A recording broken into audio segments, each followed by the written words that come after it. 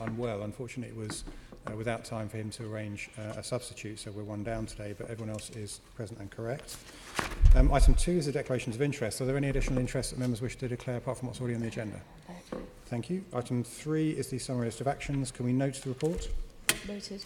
Item 4, the main item of business today is the 1920 GLA Group Budget. I'd like to welcome our guests, left to right as I see them, David Bellamy, the Mayor's Chief of Staff, Sadiq Khan, Mayor of London, Martin Clarke, the Executive Director of Resources at the GLA, and David Gallie, the Assistant Director of Resources, who is ever present at these meetings. Mr Mayor, would you like to make an opening statement on your budget? Chairman and Senate members, can I start by wishing you all a very happy new year. This budget sets out how we'll continue to deliver real results for Londoners as fast as we can, with positive changes that make a tangible difference to Londoners' lives. In my opening remarks, I want to briefly touch on 3 issues. Firstly, this budget demonstrates how seriously we take our responsibility for managing public funds. This is more important than ever as the government continue with their savage cuts to public services across London. Examples of changes made that have led to savings since I became Mayor include merging 32 borough forces into 12 new borough command units, merging TfL's engineering departments, and over £17 million saved on procurement services alone.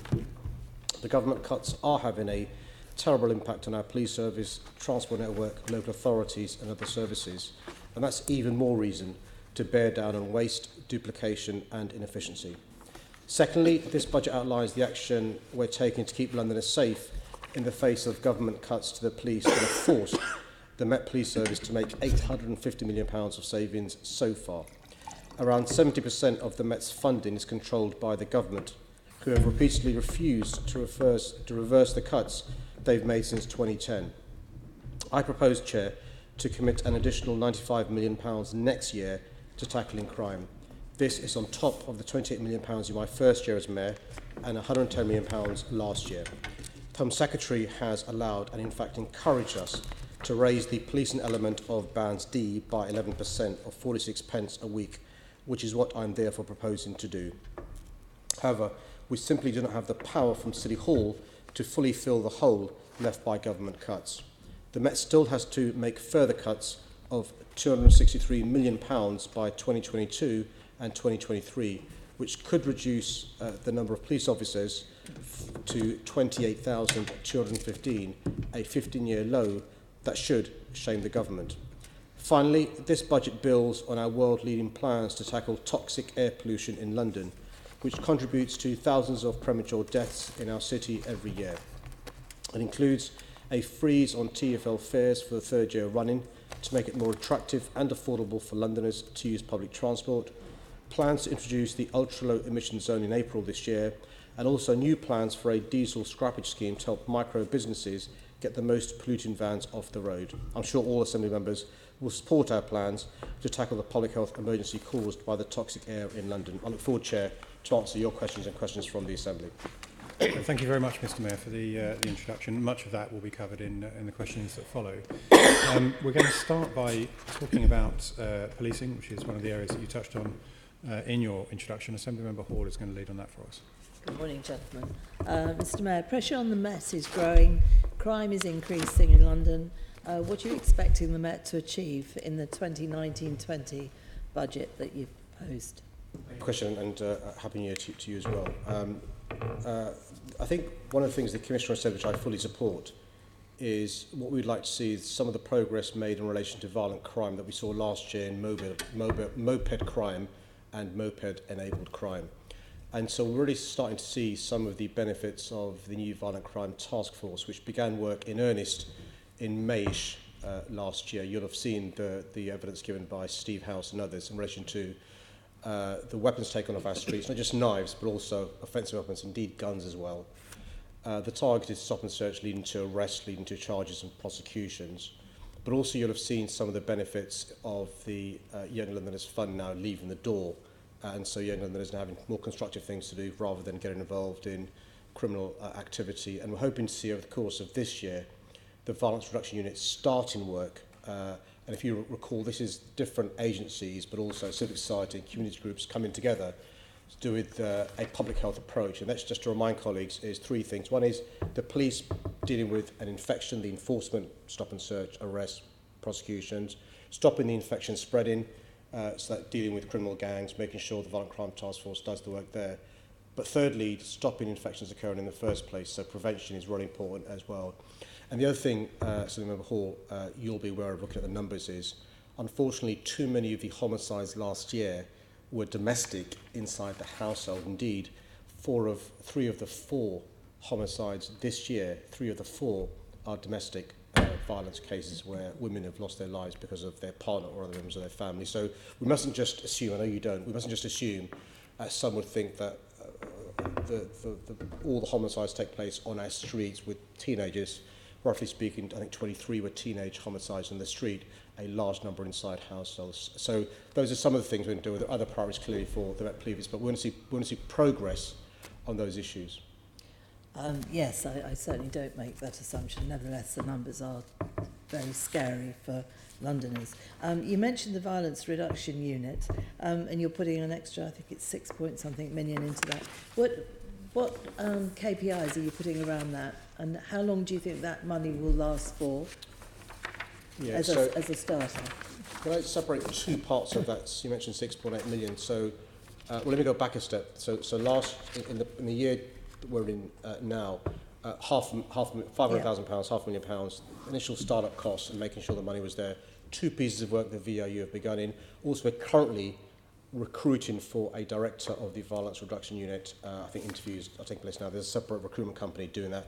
Part of the process, and members will be keen to hear this, part of the process is a community role when it comes to who the new director is going to be. So they'll be involved in the recruitment process, making sure that the new director has the skill sets we'd ask from him or her. That's £500,000 last year. This year, there are 2 separate sums of money. One is a one-off £5 million contribution towards the VIU.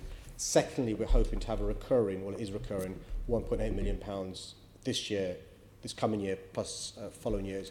But it's worth adding in, Senator Hall, that we're also hoping to leverage in support. It could be in kind, it could be staff, it could be monies from other partners. It could be the NHS, councils, other partners in relation to the violence reduction unit. And so when the new director is in place, he or she will work with the partners to work out the work streams for the coming year. But the 5 million of the 6.8 is a one-off expenditure which the director and the team will decide how to spend. Okay, when do you think we'll know where that £5 million is going to go?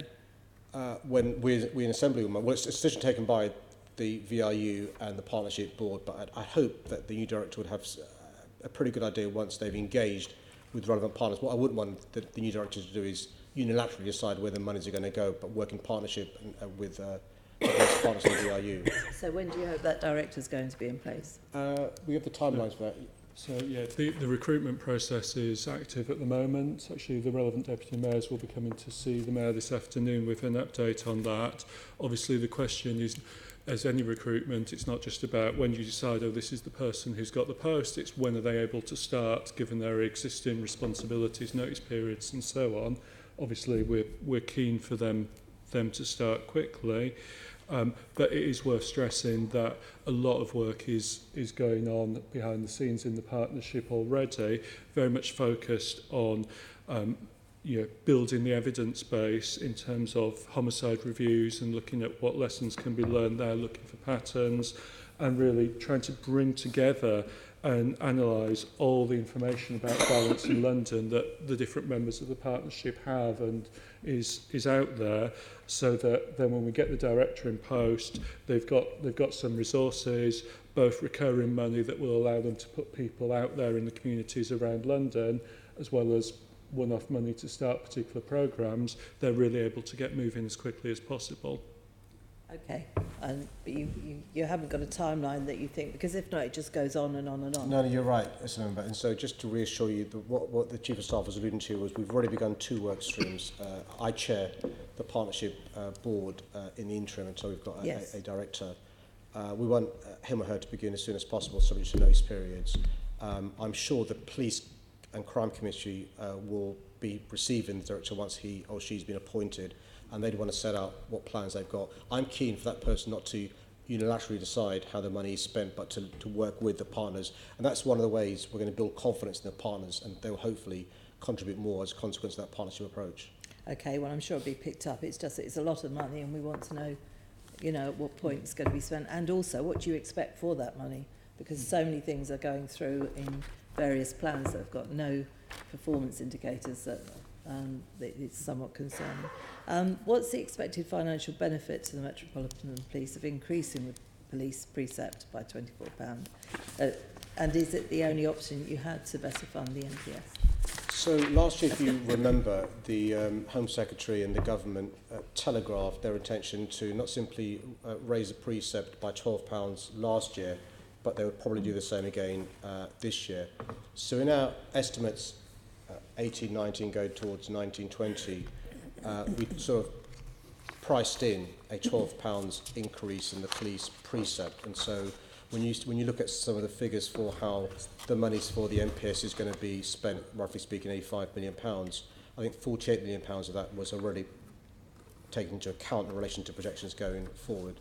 So the additional sum is, roughly speaking, £34 million from the £12 to the £24 increase from the government.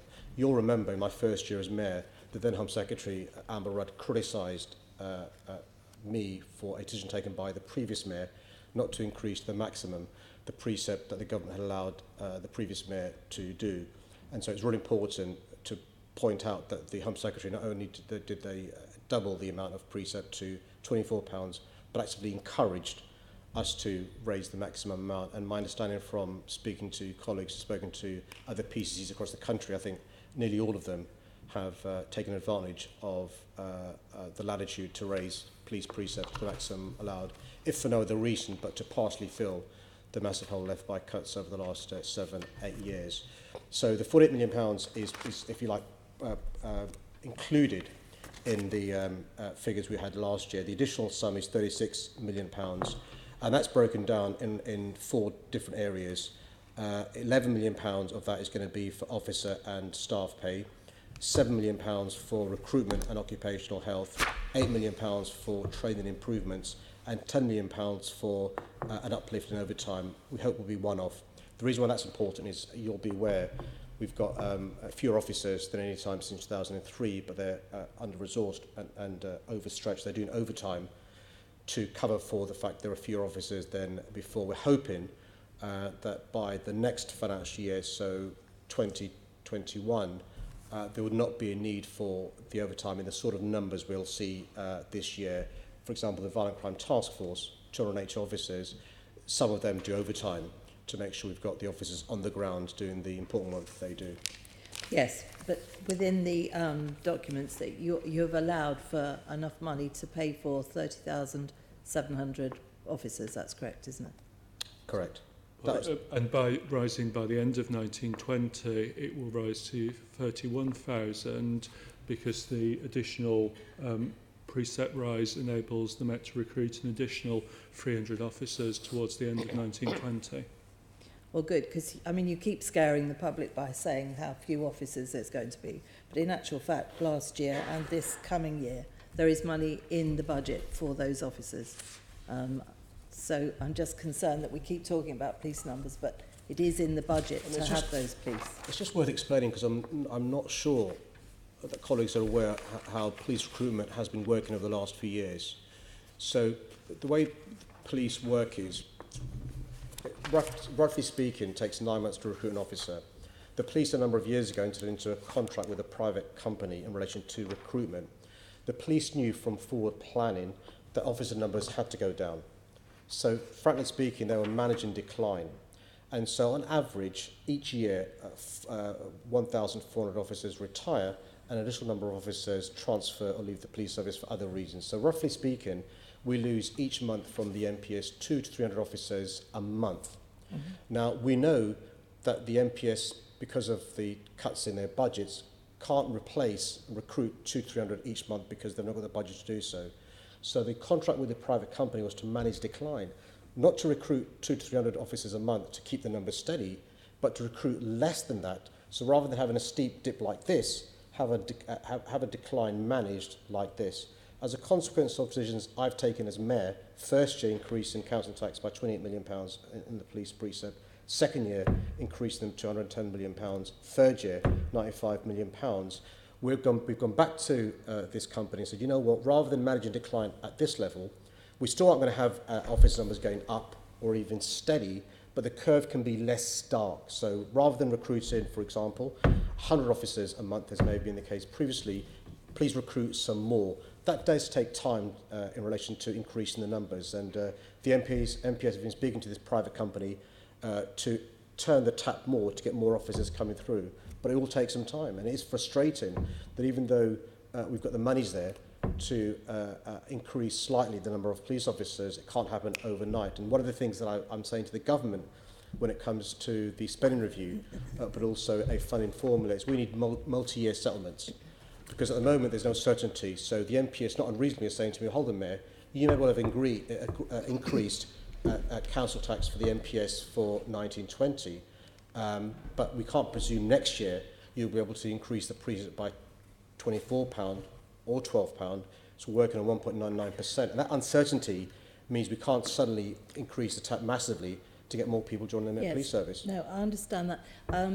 But equally, if you just look at police officer numbers, you did a big announcement last February saying you were putting extra money into additional recruitment. So we can't keep saying you're putting money into everything and then nothing happens. I cannot understand why you're not up to the level that you should be, given that there is money within the budget to be there. So let's try harder. Well, let me try again to explain to you why. If we didn't increase the funds last year as I did, last year the figures in the Met Police Service were roughly speaking 31, but we can get the exact numbers, 31,000. A 3,000 reduction over the course of the year would have taken them down to, we can do the maths, 28,000. Because of our contribution, the decline was managed. We've managed to keep the numbers higher than they otherwise would be.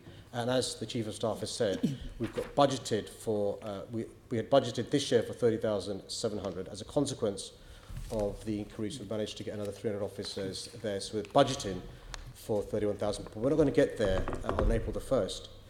We'll get there towards the end of 1920 because of the time lag in recruiting officers.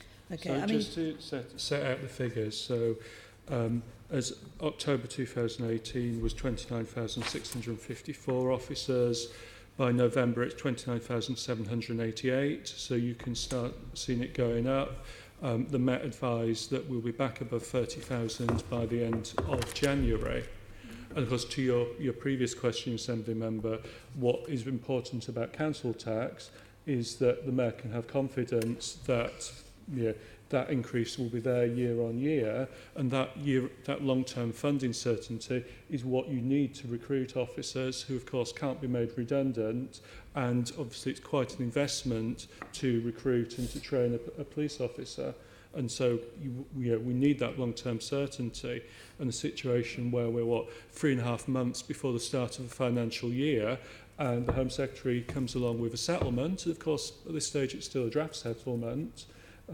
You compare that, even we've been able to reduce the time it takes to recruit an officer from 9 months to around 6 to 7 months. Even with that, you're inevitably going to have these time lags, and that's why it's so important that we get to a situation where we can have a long-term view on the Met's finances, which would also give us more stable figures that we all could discuss and talk about. Good. Well, we're all very happy that police numbers are going up. I can say that safely around the table. We're happy about that. So perhaps we'll stop scaremongering the public and saying that the numbers are going down. If they're going up, we're all thrilled to bits about that. Is there anywhere else that you've looked for savings within the GLA that you can put the money towards the Met? Because we'd all like to see more money going into the Met. So where have you looked within the GLA to see if you can stop doing something else and put money into the police? Just to correct a misunderstanding, police officer numbers are going down. They're the lowest they've been since 2003. And when you compare our population to 2003, it's £1.5 million higher. And so per thousand, the number of officers we have is fewer than it's been for more than 20 years. So it is going down, and it has been going down. We're hoping to reverse that trend because of our decisions to increase the police precept. As far as other monies to divert to policing issues is concerned, you'll be aware that I took a decision last year to contribute £45 million over 3 years towards a Young Londoners Fund. One of the things the Met Police will say to you when you speak to them is we can't arrest our way out of the increase in violent crime. We've got to invest in young people. And so as a combination of business rates and other funding streams, we've split between 3 years, 15 million, 15 million, 15 million. 5 million of that is using to scale up some of the services that are already provided. £10 million goes to new providers of services to young Londoners. And the good news is that money's leaving the door. Other important work we're doing from other sources of funding is in relation to the evidence appears to be that the one-off community seed funding for projects in the community has been successful, and there are examples we can come to of some of that success with projects with young Londoners targeting particular communities where we could do these facilities. That's been a success, so we are extending that again using other monies to try and get more of those facilities provided for this year, do more prevention work as well. We've been quite impressed with the work of youth workers in A&Es. I know some colleagues have talked about this in the past, MQTs, a number of occasions and stuff, and we're lobbying me for some time to spread them from the trauma centres to other A&Es. We've managed to do some of that, and we like what we're seeing, but also what's really interesting is that the clinicians give these youth workers the respect they deserve for that teachable moment to turn a young person's life around as well. We're also investing in using these monies in the welfare of our police officers. One of the things that worries me is morale of the police service. You'll be aware, for example, that the independent body this year recommended a 2% increase to our police officers. The government only funded 1%, and so according to independent experts and the pay rise the police deserve, they didn't get. That, in addition to them being overstretched and under-resourced, has an impact on morale. You'll see we're quite keen to provide the occupational health that our police officers need as well. And you'll be aware, of course, that as a consequence of a decision made last year, there'll be mental health assistance given to the BCUs across London. One of the things the police will tell you is in yesteryear, the police were the port of last call, often now because of cuts in social services, mental health, and other public services, they're the port of first call. Too many 909 calls, too many interactions with the police are from vulnerable Londoners who have mental health issues. And so one of the reasons we've spent £55 million, which boils down roughly speaking to £3.3 million a year, is on mental health is for that reason. Okay. The thing is, all of those things are good, and we're all very happy about that. But of course, you will be judged ultimately on how many crimes there are, and all crimes are going up through the roof. So whilst all this work's going on... I'm not sure that's right either, but yeah, not all crimes are going through the roof. Whilst all this work's going on, we applaud anything that is going to help. But nevertheless, for those on the streets of London, they are feeling very unsafe. What steps are you taking to ensure that the Met and MOPAC are making appropriate organisational efficiencies and are giving the public good value for money? Well, firstly, in answer to your first part of your question, not all crimes are going through the roof. You'll be aware across England and Wales, many crimes have been going up, including in London. The good news is, as far as London's concerned, the increase has not been as stark as has been in other parts of England and Wales. And I commend, as I always do, our fantastic, brave police officers and police staff and others, partners who work so incredibly hard. In relation to efficiencies, we've got the numbers here, which I'll let David go through, of the efficiencies the MPS are making in a number of areas. You'll be aware in relation to front office counters, police stations that have been sold off as a consequence of cuts being made, but also actually efficiencies in relation to the way the police. So rather than police officers coming back to police stations, they're spending more time on the streets with members of the public and fighting crime. Other things that have led to efficiencies are our investment in IT. An officer who has a tablet and with a fingerprint detector on the street can save time bringing that person back to the police station, waiting for a PNC check, waiting for the various checks to be taken. The body-worn video, one of the things that the Deputy Commissioner is keen for police officers to do is use the body-worn video more to get evidence to avoid them having to make notes. And so another example of an efficiency as a consequence of our investment in technology. Okay, I've seen other people indicating, so I'll leave it there. Thank you. Okay, thank you. In order, I've seen Assembly Members Duval, Cooper and Pigeon. Just going back to spending numbers, it seems to me from what you said, the comprehensive spending review is going to be crucial about the longer term issue about police numbers. So even though we're dealing with the revenue budgets, and I hear what you say, is the real problem for us is post 2020 or 2021 budget where there's a real problem of where police numbers can rapidly decline if you don't get all the mechanisms working in the right directions around recruitment. And much that is welcome that the government allows us to put up the taxes, but that's only part of the story, isn't it? It's part of the funding. There's what you can do, what the government can do, but actually, are we getting fair funding for London's policing to maintain these numbers and the capacity? Is that... Yeah, so let me just decouple some of the points you've raised in your question. So over the last few years, the contribution to the Met Police Service funding coming from central government is going down and the amount from council tax is going up. You'll be aware how regressive council tax is and the downsides of that situation. And so currently, 69% of MPS funding comes from central government. It was higher in previous years. It simply is not possible for council tax to fully fill the hole left by cuts from central government. So you've got the point about even though the government may have given us, inverted commas, permission to raise council tax to £24, it's a regressive tax, doesn't fill the hole as much as it should. Secondly, in relation to the cuts announced in the previous spending review and also the 2010 budget, we still have to find by 2022-2023 a further £263 million worth of savings cuts. We've managed to find £95 million of savings in relation to the amount by 2022-2023. The settlement, police settlement that David alluded to helps to some extent, but we've still got to find £263 million worth of savings. The spending review is very, very important, though. It's very important because it will basically decide how big the cake is for policing.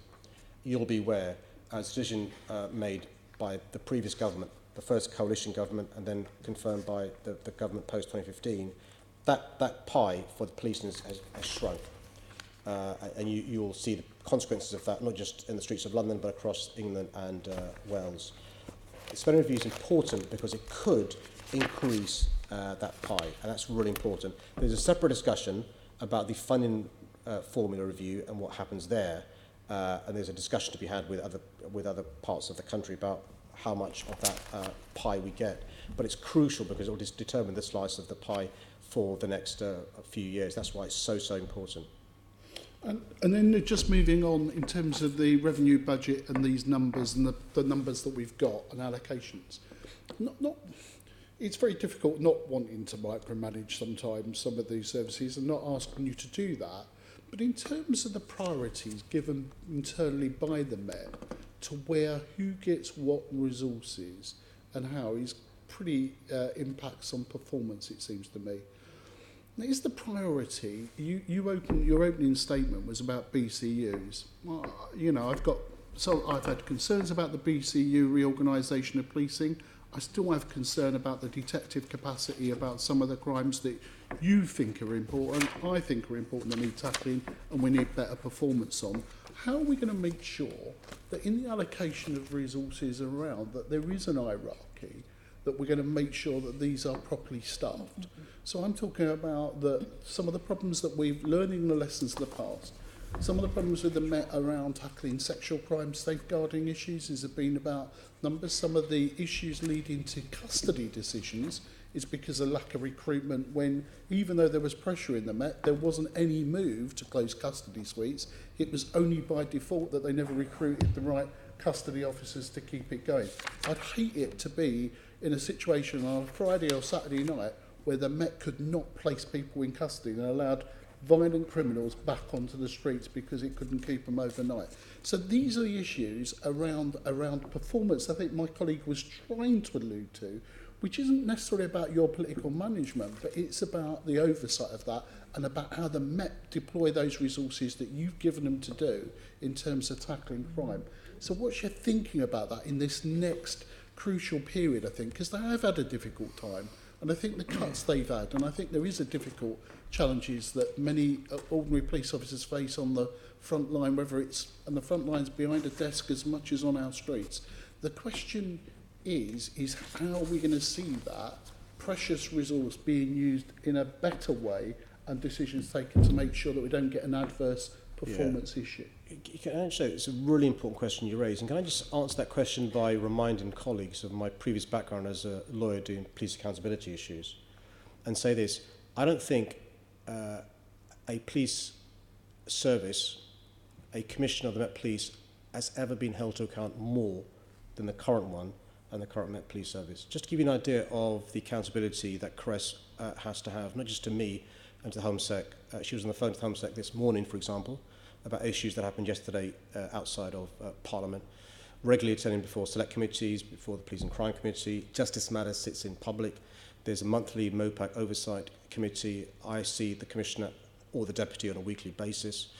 The Assembly sees them on a plenary basis regularly. There's the IOPC, which is an independent police complaints system. But we can always do better. And if the Commissioner was here herself, I'm sure she would say we can always do better. There is a huge amount of improvement I've seen just in 2.5 years in relation to efficiencies in the Met Police Service, but an attitude where the MPS aren't like this, which in yesteryear they have been, let's be frank, where they're saying, you know what, we're willing to be, listen to the evidence, pressure is brought upon us in relation to efficiencies, transformation. Look at the IT work they're undertaking. I know the chair last year and the year before was constructively critical about some of the IT stuff and some of the projections, and also at previous plenaries, and Craig's done a good job trying to explain the progress we're making. We've gone, if we're honest, to being a laughingstock when it comes to IT, to now where other police forces are copying our website in relation to 15% of complaints made of incidents reported to the police now done via our website. It's transformational in relation to, we've had the biggest rollout of body-worn videos of any police service in the world. Now, we all were holding our breath thinking, is it possible for 21,000 officers to have these body-worn videos and not to be a disaster? Well, we've seen, officers, learning and willing to learn new tricks wearing the body-worn videos. They've now got tablets, So in addition to the things we see where they've got to arrest sometimes big burly men and chase people, they've got to do all that stuff, they've got to do anyway. I know some members talk regularly about the risk to personal safety of police officers. On top of that, body-worn video, they got the tablets. You, on a number of occasions, Selim Duval talked about your concerns around safeguarding and domestic abuse. The evidence in the first 8 days of this year is 75% of homicides are domestic abuse. Right? And so one of the things that the Deputy Commissioners have been lobbying us about is child sexual exploitation. Does the police have the technology to keep up to speed? And so some of the monies that we've invested in the MPS this year is in relation to giving them those skills. But criminals generally are quite savvy and find new ways to commit crime. We've got to give the police new ways to keep us safe. But you're right, doing the checks and balances, making sure they're efficient. And so let me give you one example where I've been persuaded. So I was critical of the previous mayor in relation to his decision to cut the amount of front counters from 136 to 73 because there's an emotional attachment we have to our police stations in our communities. Well, the evidence is very, very few people now report crime in their police station. So we're still going to have a 24 hours a day, 7 days a week presence in every borough in London.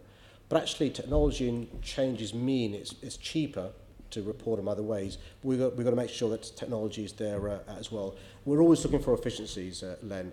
So I'll give you an example of an efficiency.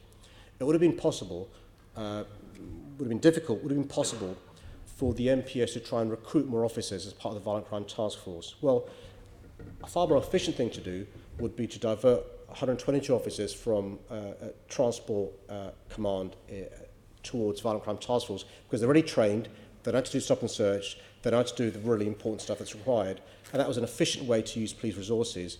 Now, you may criticise, not unreasonably, the use of overtime, but again, it's more efficient in the short term, and that's why I've said for this year a one-off overtime spend. But you're right, we do keep abreast of this. I've been impressed with the finance team in the MPS in the recent past. They've done a good effort. As far as efficiencies, I've been concerned, a question raised about recruitment lag. Can we make it more efficient in relation to, it's a private company, why can't we simply, make it more efficient to get more officers through cheaper than overtime? And so we always keep an eye on this, but any ideas the Assembly have, and just to say this through you, Chair, to the committee, but the MPS does take the Budget and Performance Committee recommendations seriously. I don't want you to think otherwise, and as indeed we do as well. And so they'll continue to improve, but they are the biggest police force in the country. They're more comparable to New York's police force with respect to the police force. I'll give you one final example, Len. A number of politicians of different parties to mine have made a point about, inverted commas, bloated MOPAC. Well, the core spend of MOPAC, the core spend on staff is less, 0.2% on the core functions than other comparable forces, Manchester, West Midlands, and Liverpool, and Merseyside. And so we do keep an eye on efficiencies all the time. And actually, the amount of staff that MOPAC have, permanent staff, is comparable to under the previous mayor. Thank you. Thank you. Assemblymember Cooper. Thank you, Chair. I just wanted to ask about, have we made any progress yet on the national and international capital city grant situation? I mean, you just referred, Mr Mayor, to what happened yesterday outside Parliament, which was absolutely disgraceful. And, preserving the right of free speech of MPs is really, really important. Last year we had a whole series of appalling incidents. Luckily in 2018 that was not repeated, but one of which they've just been looking at the details of Westminster Bridge and whether or not there needs to be a higher level of protection around Parliament. We've just had Met officers helping in Salisbury. We've just had Met officers called in to help in Sussex due to the drone incidents just before Christmas at Gatwick. There's a lot of calls on the Metropolitan Police. And my understanding is that we've had the grant increased by 12 million, which sounds like a drop in the ocean compared to the level of responsibility that we pick up willingly in the Met Police. But surely the government must now recognise that these extra calls on the Met that, Cressida, as you said, goes and talks about regularly in Parliament, is there any likelihood that, I think it's almost 200 million a year that we're being underfunded in this area.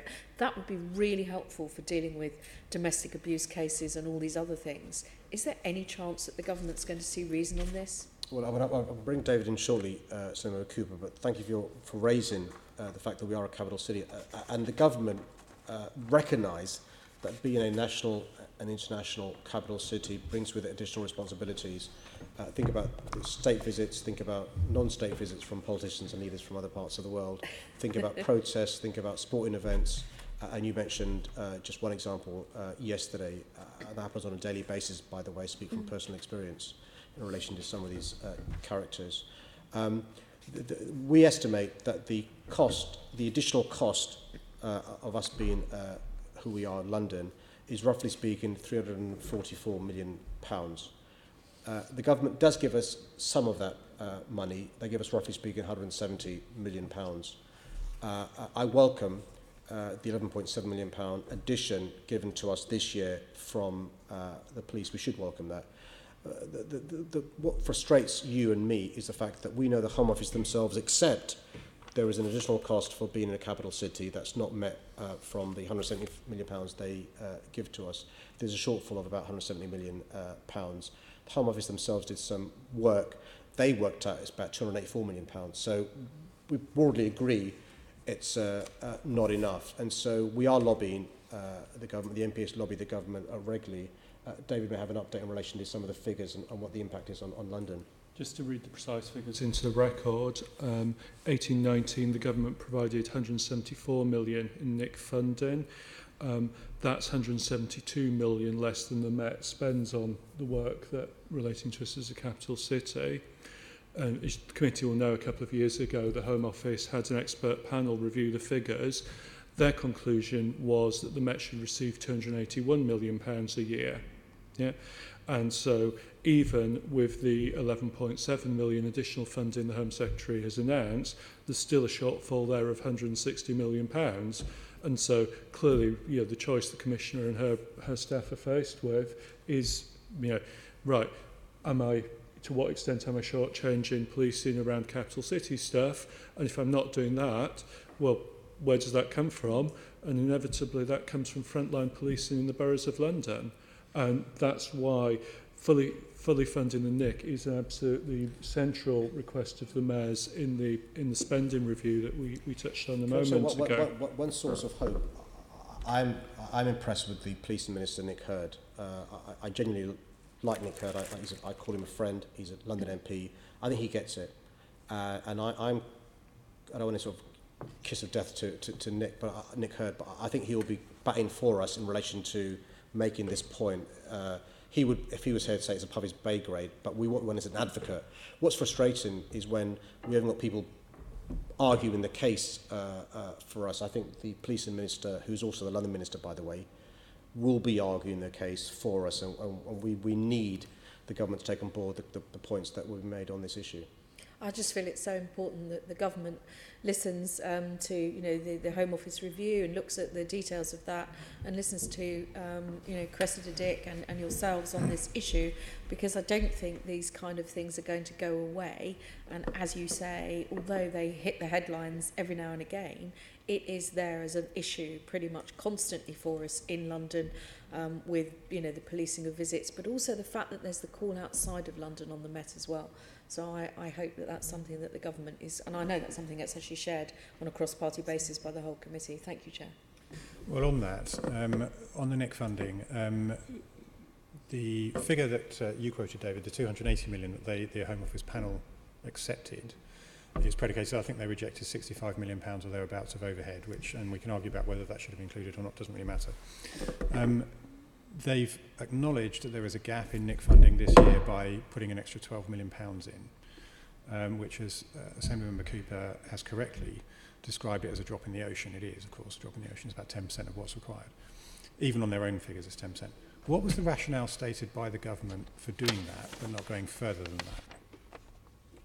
I'll be honest, I don't think there was a rationale. There was a letter to the Commissioner copied to the Mayor saying this is what they're proposing. I mean, I'll bring Martin in back, then I had a meeting with, and I'll explain the meeting in a second. I can't remember the exact phrase, but in the draft police grant settlement out for consultation at the moment, they say that the amount they give is based on affordability, which is quite a bizarre comment. So that it sort of recognises it's higher, but on the grounds of affordability, they're giving us a lower amount. I mean, just saying, so on the Monday before the police settlement was supposed to be announced, even though it was delayed by a week because of Brexit stuff, but I had a meeting with the Home Secretary and the Police Minister, and I think the point has hit home that London needs more about NIC funding. I think both Nick Hurd and Sadiq accepted there is an issue with police resources, and I think Martin's is a delicate way of saying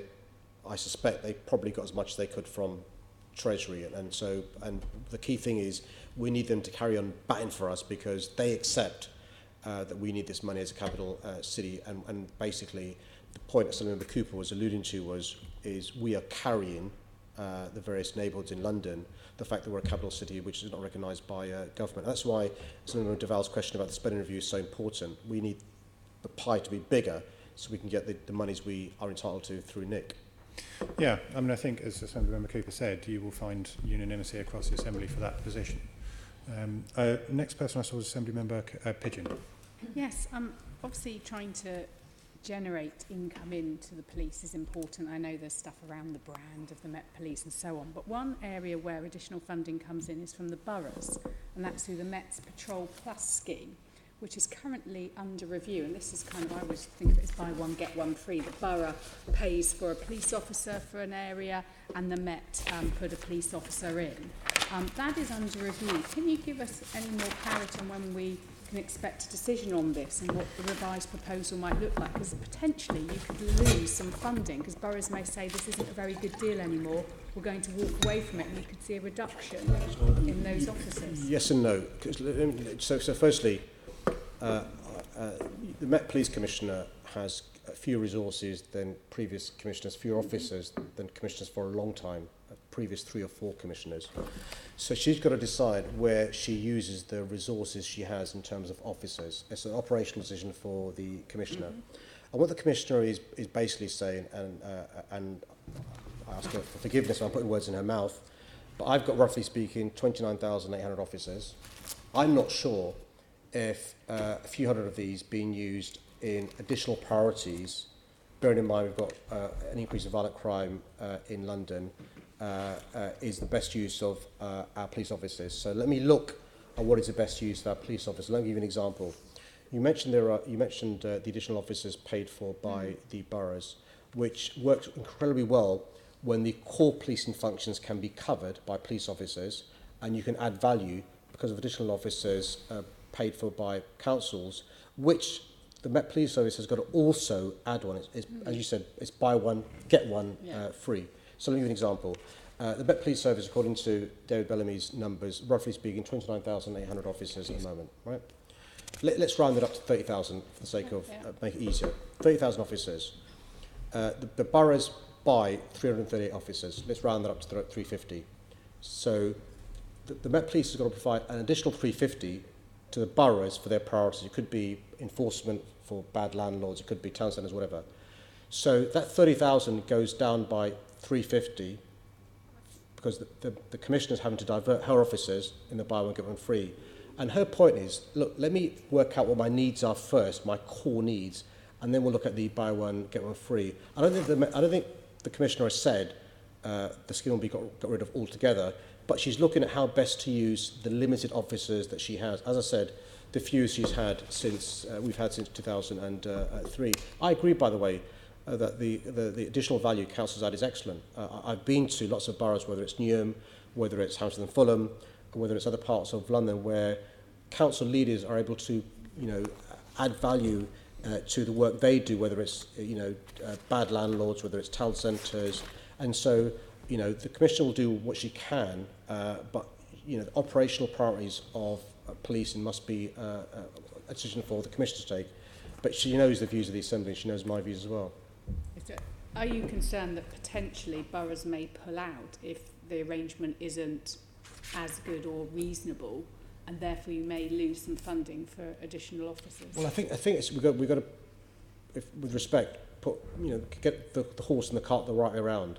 We've got to make sure the Met Police Commissioner is able to use the resources she has operationally for the reasons she sees best fit.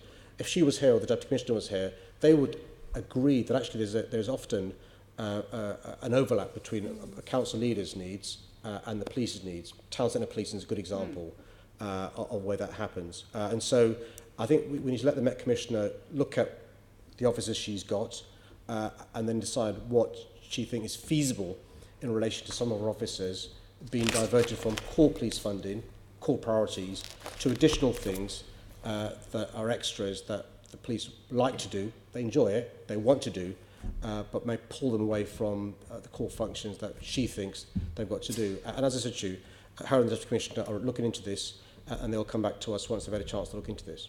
I think, could I just add, I think you have to regard from a finance perspective this funding, even if there was no review, even if it was proposed to keep the bog-off scheme the same as it is, you have to regard this funding at risk simply because of the pressure on boroughs' budgets. I don't think that the Met Police can assume that all boroughs are going to be able to continue as these deals gradually come up for reconsideration, that they're going to be able to say that yes, every borough will be able to continue forward or with the same number of officers simply because of the pressure that each borough is facing. Okay, thank you. Okay, just a couple of tidy up questions before we move off policing. Sure, of course. I can't remember the number that you said in terms of what the gap is after the settlement for 22-23. Could you? I think it's 263. It's 263. And David's got a number there. So the savings that the Met are anticipating are 263 million by 22-23. Okay, does that take out the 95, I think it was, that the Mayor said? Taken out, yeah. Yeah, it allows, so the total savings are the 263 plus 95. 263 plus 95, not minus 95. Sorry, I don't know. The 263 takes account already of the 95, sorry. Okay. I'm slightly confused then about the budget that's been presented, the draft budget, because looking through the table, and this is taking into account, this is after, I'll take you back a bit. The MOPAC November budget submission suggested that £95 million have been identified by 22-23 and a further 240 or thereabouts would be required. Then we had the announcement of the budget settlement, the potential to increase the precept, the increase in net funding and the various other bits and pieces. And according to the draft budget that's been produced, that leaves us with a gap of 167 by 22-23. That's like, to help you, it's on page 61 of the draft budget, and it's 2/3 of the way down the page. So that's, so first to say, yeah, it is difficult to make an easy comparison between the November MOPAC budget submission and the consultation budget, partly obviously because of the changes in the police settlement, but also there were changes in terms of pension costs. We knew additional pension costs were coming.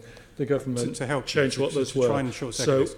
I'm focusing particularly on the draft budget. I don't mind about November because I know that's now ancient history. Having said that, so the savings to be identified figure, i.e. where the Met have to make savings and they've yet to find where those could be, is reaches £167 million by 22-23. Right. Yeah, that is based on them delivering £95 million of savings that they've already identified that they believe they can. No, that's fine. But then I'm still confused because I think what David said was 260 million plus another 95. No, sorry, I was incorrect. The So sum it should be minus 95.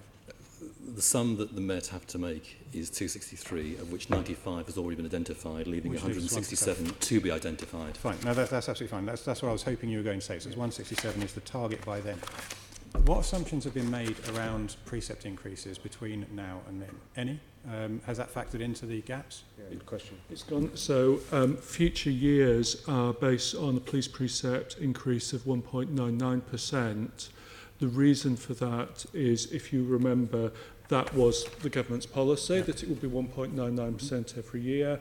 Last year, the government said, right, for 2 years, we'll allow you to increase the precept by £12, and then this year, as we know, they changed the 12 to 24, but they've given absolutely no indication at all. This comes obviously to the point about the spending review of what the future will be, so that 1.99% assumption continues. Yeah. Clearly, if the government makes some announcement about future police funding, then we'll update the figures and we'll have a new view on where we are.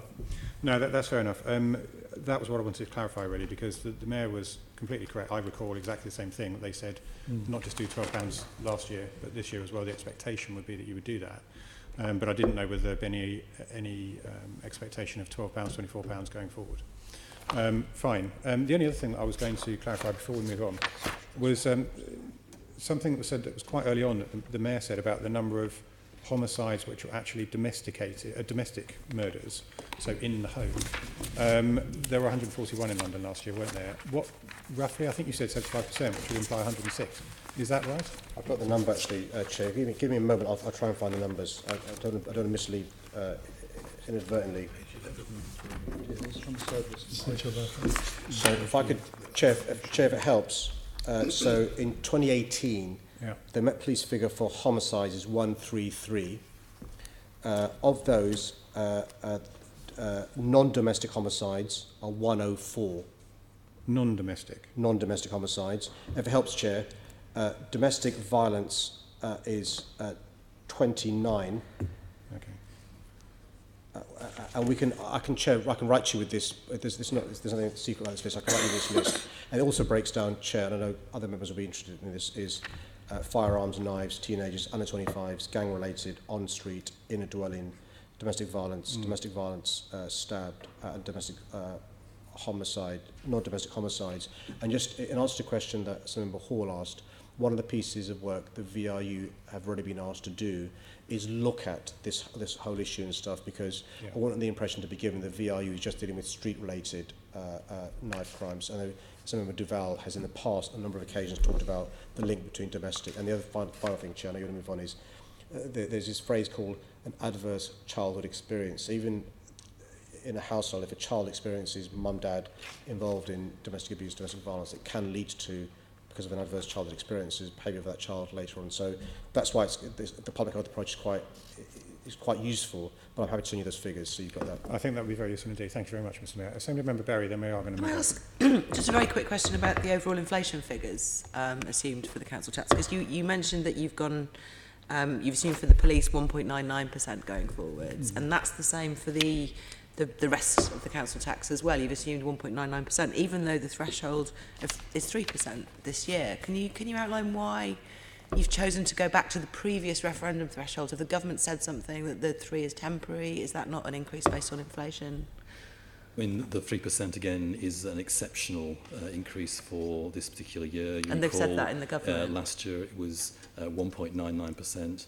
So there's no certainty, as we've explained already, about what the thresholds might be for 2021 onwards. We await the funding review and the spending review to give some hints about what that might be. So all we can do is revert back to, I guess, the pre-exceptional increases that we've had over the last couple of years. If it helps, Chair, that's also, I asked the team to check what other PCCs are doing, and they're doing the same thing. If that helps.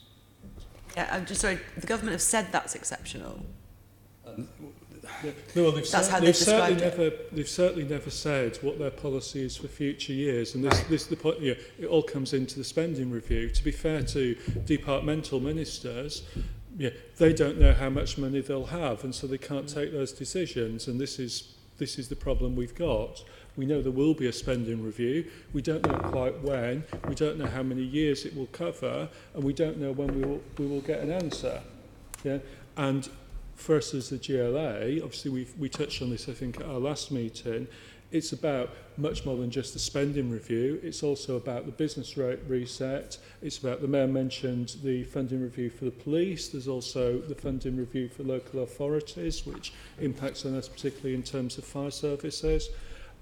There's just general questions about the future of business rates, the appeals process, etc. There are huge uncertainties. So I think really the big story about this budget is a very clear picture about 1920. After that is making a lot of assumptions. Yeah, that's really useful, thank you. And obviously from the spending review, you'd much rather see the council's grant restored than council tax raising being the main focus. But yeah, thank you, that's great. Okay, we're going to move off policing now and focus on transport. Assembly Member Pigeon is leading off for that. Thank you. Mr Mayor, TfL's finances are clearly dominated by Crossrail delays and the escalating costs. What does the Crossrail delay mean, not only for TfL's finances, but City Hall's finances? So you'll be aware from the session yesterday that in relation to the government agreeing a loan with us, the Chancellor was keen for that to be with the GLA, not TfL.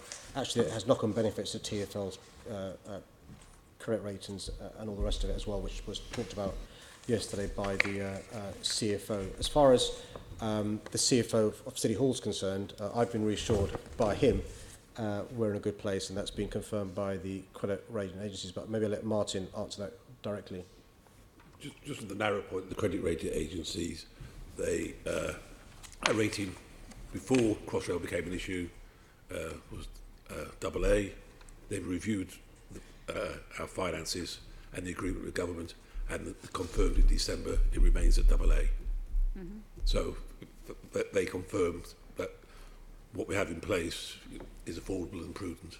And the other thing just to say to Pigeon, just I'm sure you probably know this because, but one of the things that we were doing in the period after at the end of August, when we were told about the delay and the new opening, according to the previous chair of autumn 2019, was to do the due diligence to make sure we could afford to pay the loan the government was talking about. And one of those things were getting the assurance we needed. So we didn't simply decide to accede to the request from the Chancellor. A lot of work was undertaken by the finance team, both here and at TfL, to make sure it was prudent, and neither the CFO at TfL or City Hall would have agreed to a deal that's bad for us. Mm. Can I just add in one point that I'm not sure fully clearly came across yesterday, which is that it makes logical sense for the borrowing to be done by GLA, because the GLA already runs the business rate supplement scheme, and David's team manage that, and so it's, as it is just using money from that source, that's, that is the most logical place to do it. And the amount to be raised from that source is still lower. That was in the final prospectus that was issued when the business rate supplement was first put out. So if you compare the original estimates we've been raising from businesses, we're still below the amount that's set out in that prospectus.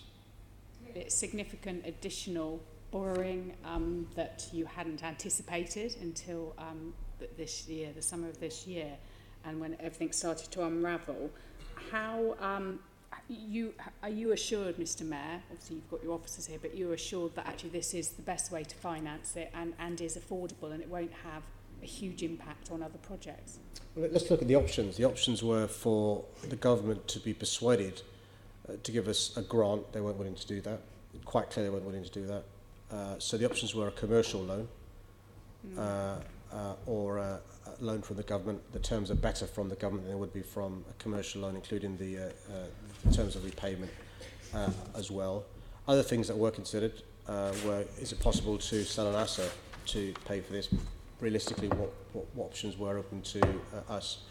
Bearing in mind, this would be Crossrail when she opens, an asset that is London's asset for more than 100 years.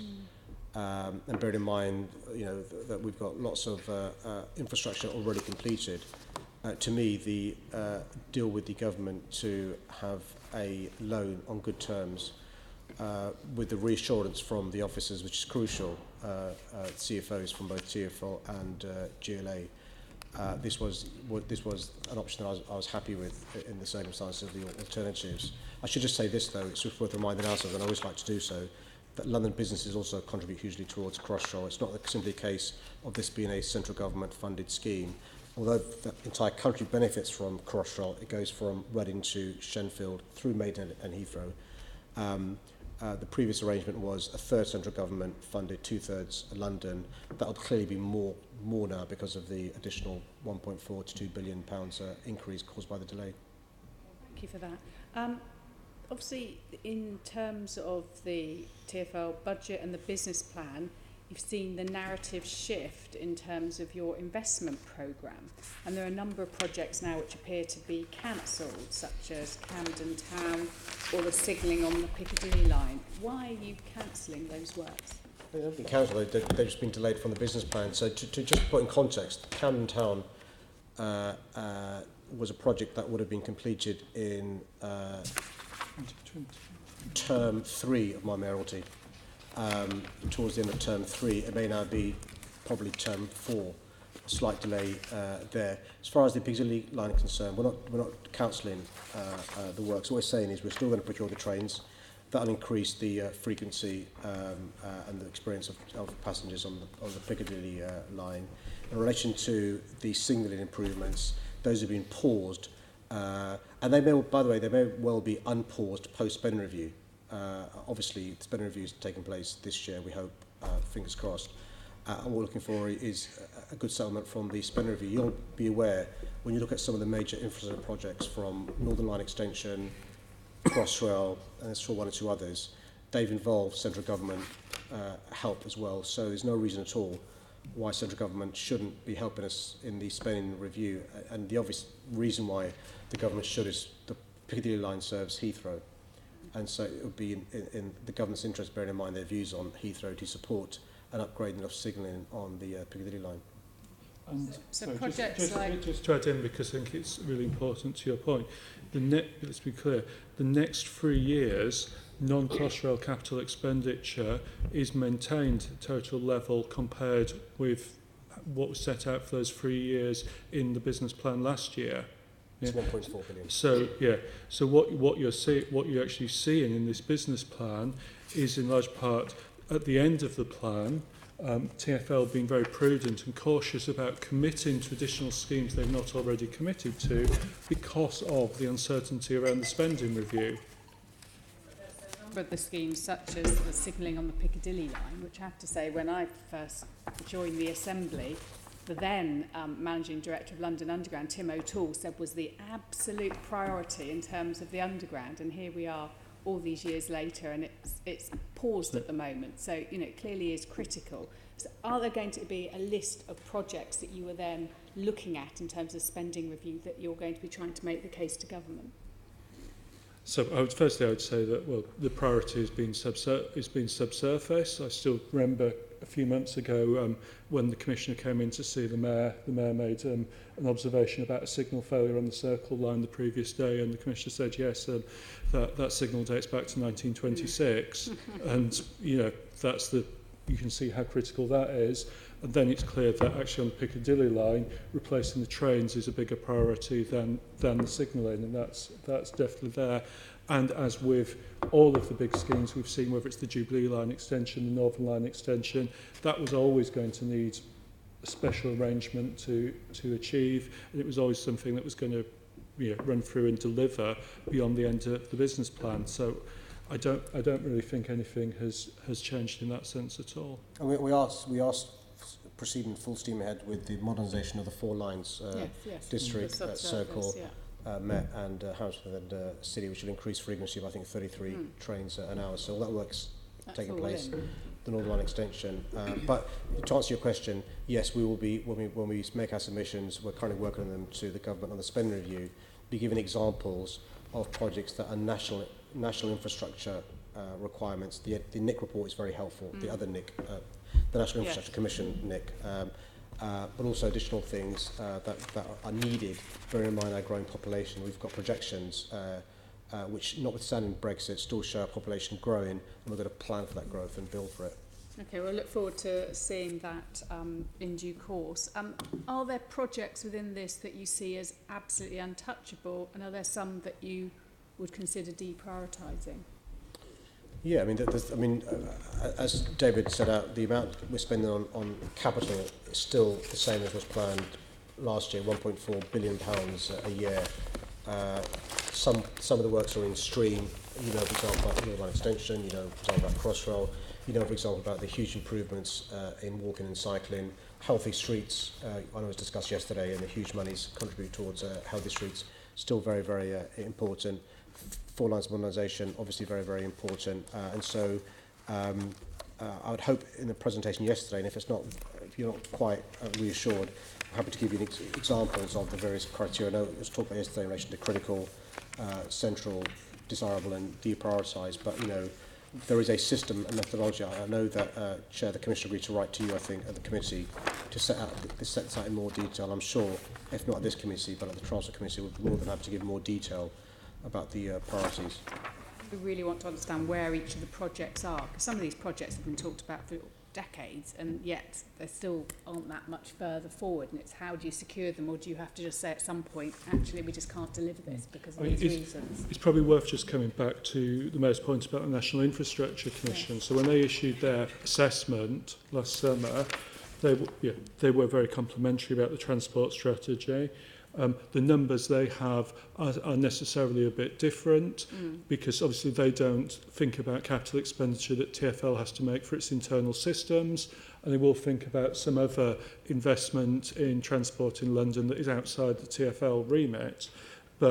And as they were putting together their proposal for how infrastructure funding should be set within the framework that the Chancellor had set out, clearly they've got to put that together, and so their numbers year on year will be slightly different from the ones in the transport strategy, but fundamentally they're saying that the transport strategy is good and should be funded.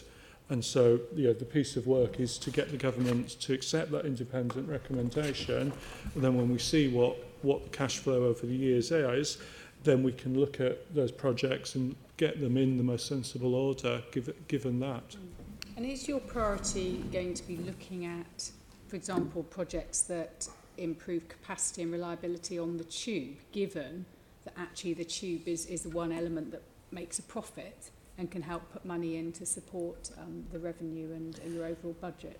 You know, one of the things that, I've said this before, but it's just worth reminding ourselves, the Transport Commissioner deserves credit for is, he's been asked by the Mayor's transport strategy, our strategy, to invest in things that bring in no revenues to TfL, walking and cycling, 2 best examples that I can think of.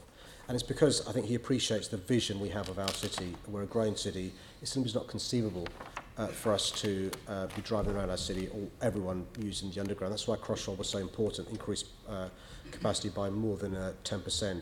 We do want to increase bus capacity in parts of London, particularly those parts of London that haven't got a tube system. So in Croydon, for example, we're increasing bus capacity by almost 10%. Really important to distinguish South London from North London, not simply because I live in South London, but because actually the way the transport system in our city is set up is different, north, south, east, west. And so I don't think it'd be fair to say we're throwing resources at those parts of the business that brings in maximum revenues, although clearly it makes sense to Borough, for example, to invest in building Crossrail, not simply because it'll be a great project and an asset, but they'll bring in revenues. And that's why a big source of concern to us is the revenues lost by people not using Crossrail, otherwise would caused by the delay. But I think credit where it's due. One of the things that we've done is have a non-silent approach towards the various things City Hall does. So if the Deputy Mayor for Environment was here, I would hope she'd be complimentary about the approach from transport to deal with their objectives there. It's really important. Thank you. Obviously, one of your sources of income for your budget is fares. Would you look to freeze fares again if you were to successfully achieve a in term 2? You have to watch this space for the manifesto, Caroline. No, I'm not going to unveil a manifesto now, as tempting as it is. I'm more confident now than I was before I became mayor of the importance of making transport more affordable to Londoners. I think public transport's got to be affordable to the public. And in the 80s, before I became mayor, it went up by more than 42%. It was unaffordable to many members of our society. People were choosing the bus rather than the tube because it's cheaper. And they still do so because our fares in London for the tube are still not as cheap as I'd like it to be. So I'm proud that we've frozen fares for the third year in a row. I intend to freeze fares in year 4 at the end of my first term. Then we'll wait and see what I decide to do in the manifesto for term 2. But it's worth also looking at what experts say. Experts say one of the reasons why we've not seen the massive dips in usage of public transport in London that's been seen elsewhere around the country could be because of the fares freeze. An average household in London will benefit £200 during my first term because of the fares freeze. That's before you bring in the hopper and the benefits of the unlimited hopper as well. So look, I'm really pleased and proud of the progress we've made in relation to making public transport in London more affordable for the public. We have to watch this space for a manifesto for term 2. Okay, thank you. One of the issues in terms of the business plan is TfL have shifted when they think they'll reach an operating surplus. It's now 22-23. How much confidence do you have that that is likely to be achieved? Well, can I say, I was looking at some numbers in relation to what the deficit of TfL has been in the past. In the year before I became mayor, if you exclude the grant, on average, £700 million we received. So 15-16, the deficit of TfL was approaching £1.5 billion. I think David may have the exact number there, but £1.5 billion in 15-16. We've almost cut it in half. We've more than cut it in half in just 2.5 years as mayor. We've managed to, in my first year and second year as mayor, do something never done before by the previous 2 mayors, which is reduce operating costs of TfL. Every year it's gone up in the last 16 years before I became mayor. And so when you take into account the fact that our economy isn't as buoyant as it has been in the past, you've got to park for a second a no-deal Brexit, because then all bets are off, I'm afraid. You bear in mind the delays caused by Crossrail and the consequence that has. You bear in mind us losing on average £700 million from our operating grant and also getting no assistance from the government in relation to roads maintenance. I think we're in a good state, confirmed by the credit rating agencies, and I'm confident that we'll get a budget surplus by 22-23. And by the way, we're only in deficit by a small amount in relation to, you mentioned missing target by a year. And the figure is 47 million in 21-22. And it's possible we could reach surplus a year in advance of predictions, but I don't believe in having artificial targets and having unnecessary pain when it's avoidable. Bearing in mind the credit rating agencies are reasonably happy, the CFO is reasonably happy. We're within the government's rules as agreed before the spending review, so I'm confident. Okay, that's good to hear. But TfL's own stress test, which they've shown us for the first time, I think probably shows that TfL's being too optimistic. Are we going to end up in the same position next year when actually you have to push back when you think you're going to have a surplus? Well, I think the reason why TfL are optimistic is they have seen the savings they've made in the first 2-3 years of a different mayor. And the numbers, are quite, we talked previously about the Met Police Service undertaking the biggest transformation in its history, I would argue. I think TfL is undertaking the biggest transformation in her history as well, in relation to the savings that they've been required to make. And I accept there's a huge amount of uncertainty, but we need to drive these efficiencies through. It's really important for us to do so, if for no other reason, but it's necessitated by the loss of the operating grant, the only transport system in the Western world without a grant from central government. Clearly, if there's a change in government, I'd be lobbying the new Labour government to restore the operating grant, and things would be better than they are now. But there's a huge amount of uncertainty, and you'll be aware of the potential consequences of a no-deal Brexit. I think the thing I would add is that when the mayor was elected and we came here, there was a lot of concerns from the Assembly and from others about transparency and clarity around TfL finances. And so I think we've come an awful long way in that time.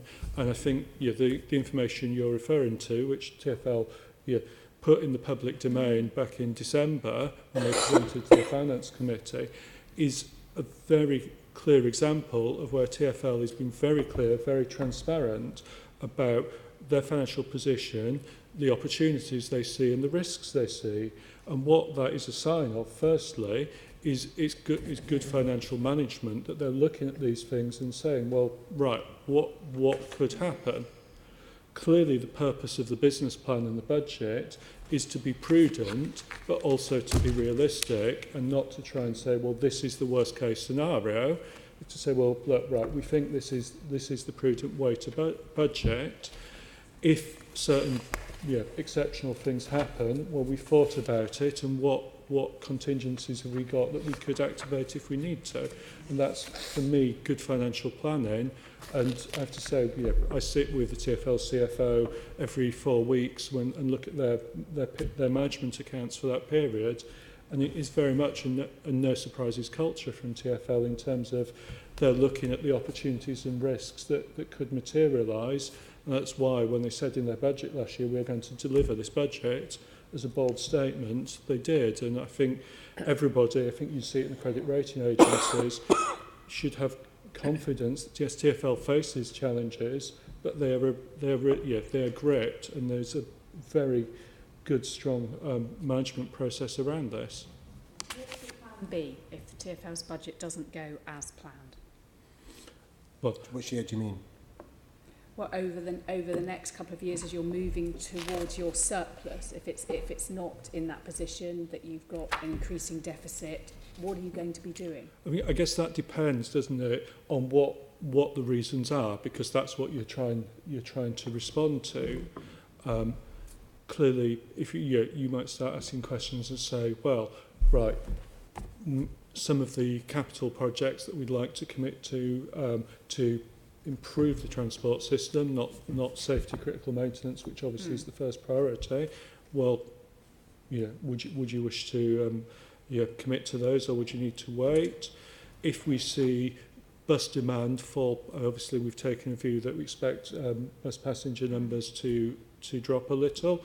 If that trend were to worsen, well, the budget is already providing a record level of surplus for the bus network, a record level of subsidy for the bus network in London. And you'd have to say, well, if the demand isn't there for so many buses, well, maybe in inner London we don't need so many buses. So it would depend on what the reasons were. I mean, I mean, you'll know this from your expertise in transport, but TfL have got a remarkable level of detail about numbers of passengers that go through a tube station on a daily basis. So they're able to monitor, for example, passenger numbers dip from busy stations. So, for example, talking about, it could be Brexit, it could be because the economy takes a downturn, it could be because a big employee leaves an area.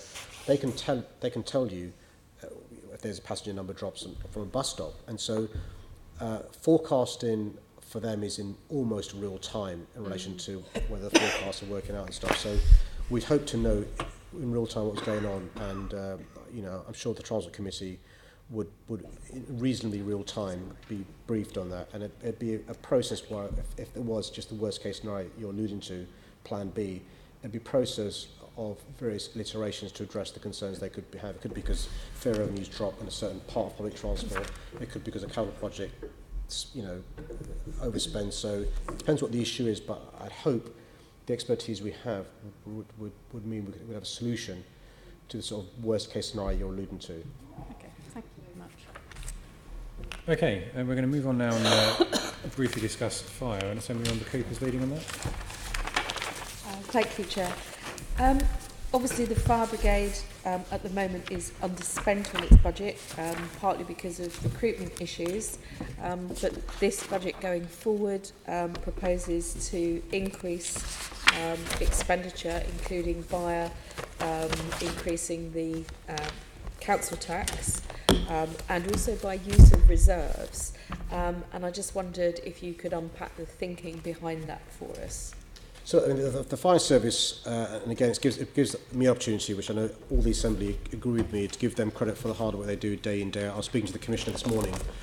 There's a horrible fire in Southall, which may have led to some serious consequences and stuff, which she was briefing me about this morning. And on a daily basis, they work incredibly hard. But what we've managed to do, as a consequence of decisions made last year and this year, is made sure they've got the equipment they need to deal with the needs of our city as they currently stand. Some of this equipment, in relation to the lessons learned from Grenfell, takes some time to get in once you procure them. There is a lag in getting these equipment. Some of it is bespoke.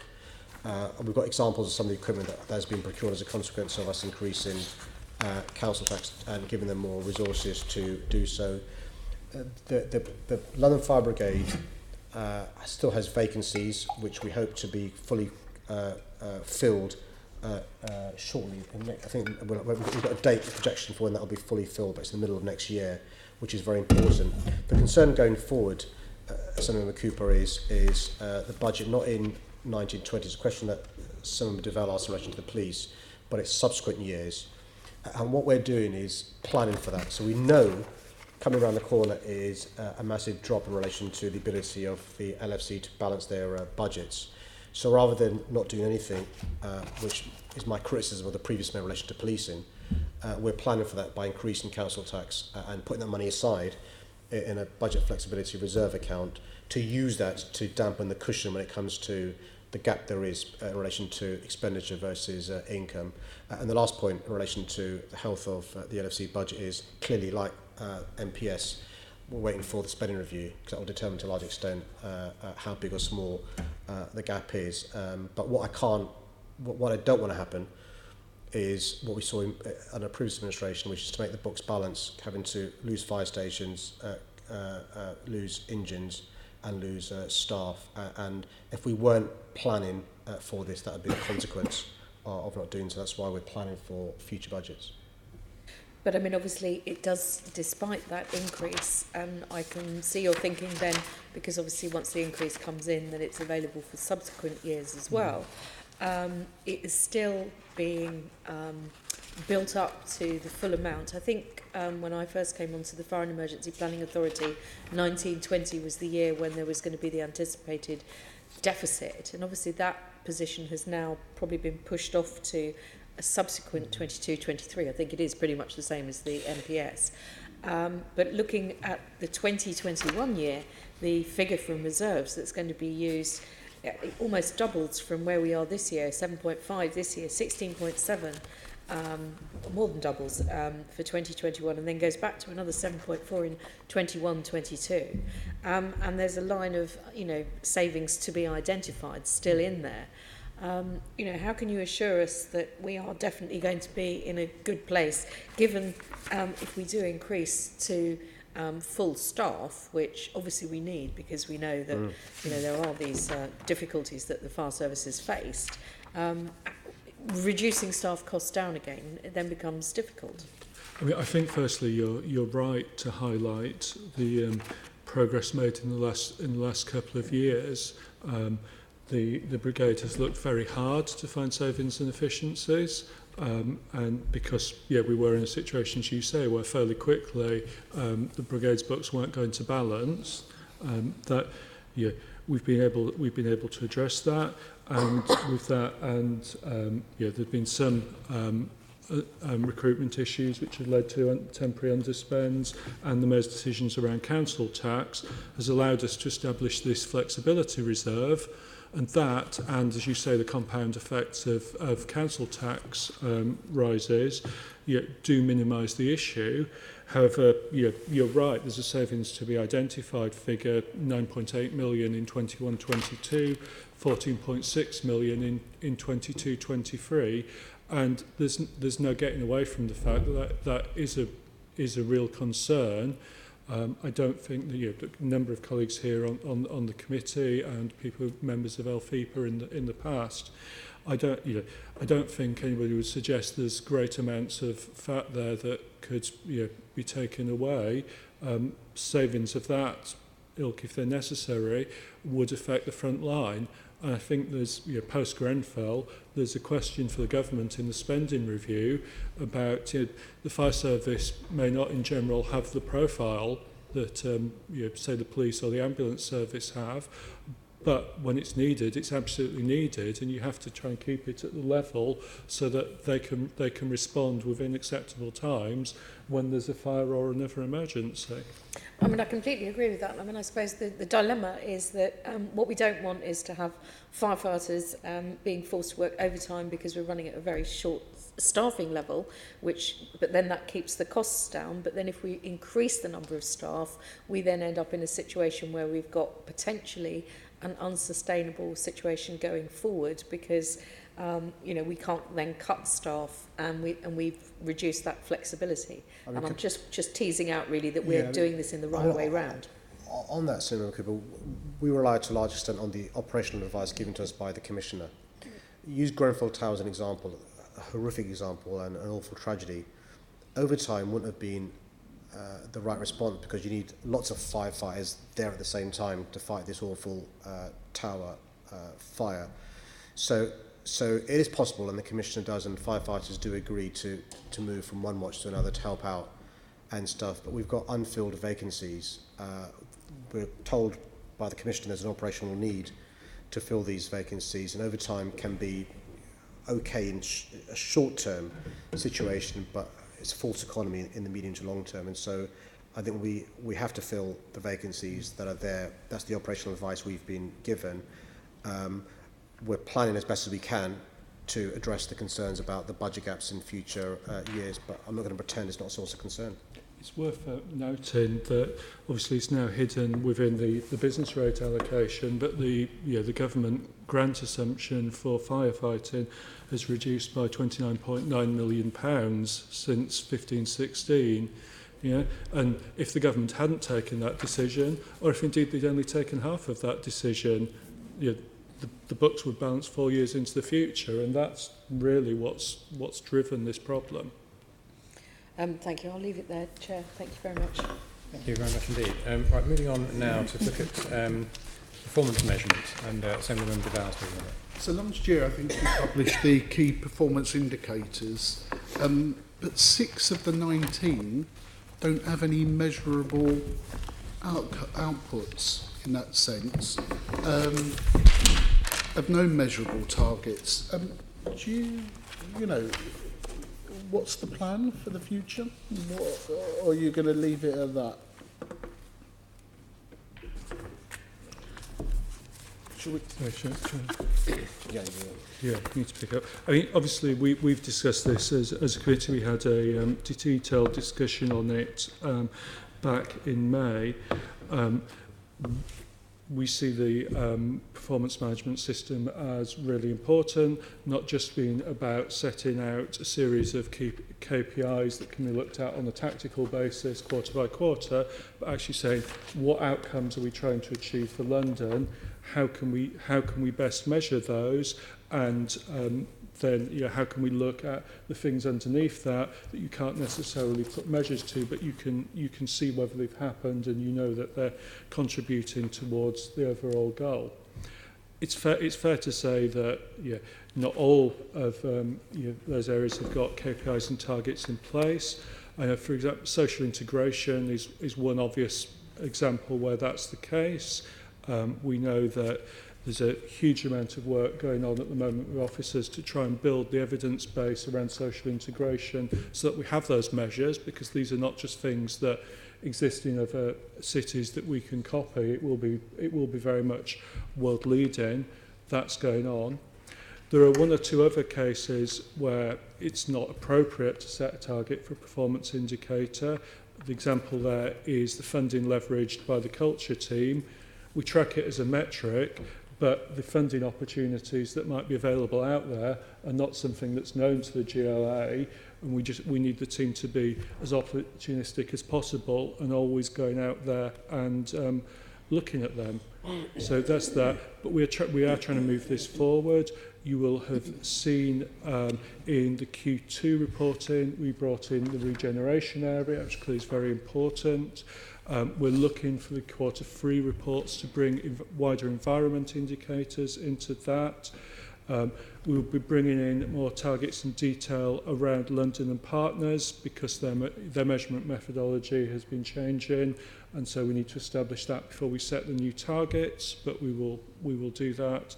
And this is certainly one of the things that the Mayor's asked Mary Harpley as our newish Chief Officer to prioritise, and I hope that with that, and also the corporate performance target information that was brought out last quarter with further 20 indicators with targets, you can see that quarter on quarter we're moving this forward.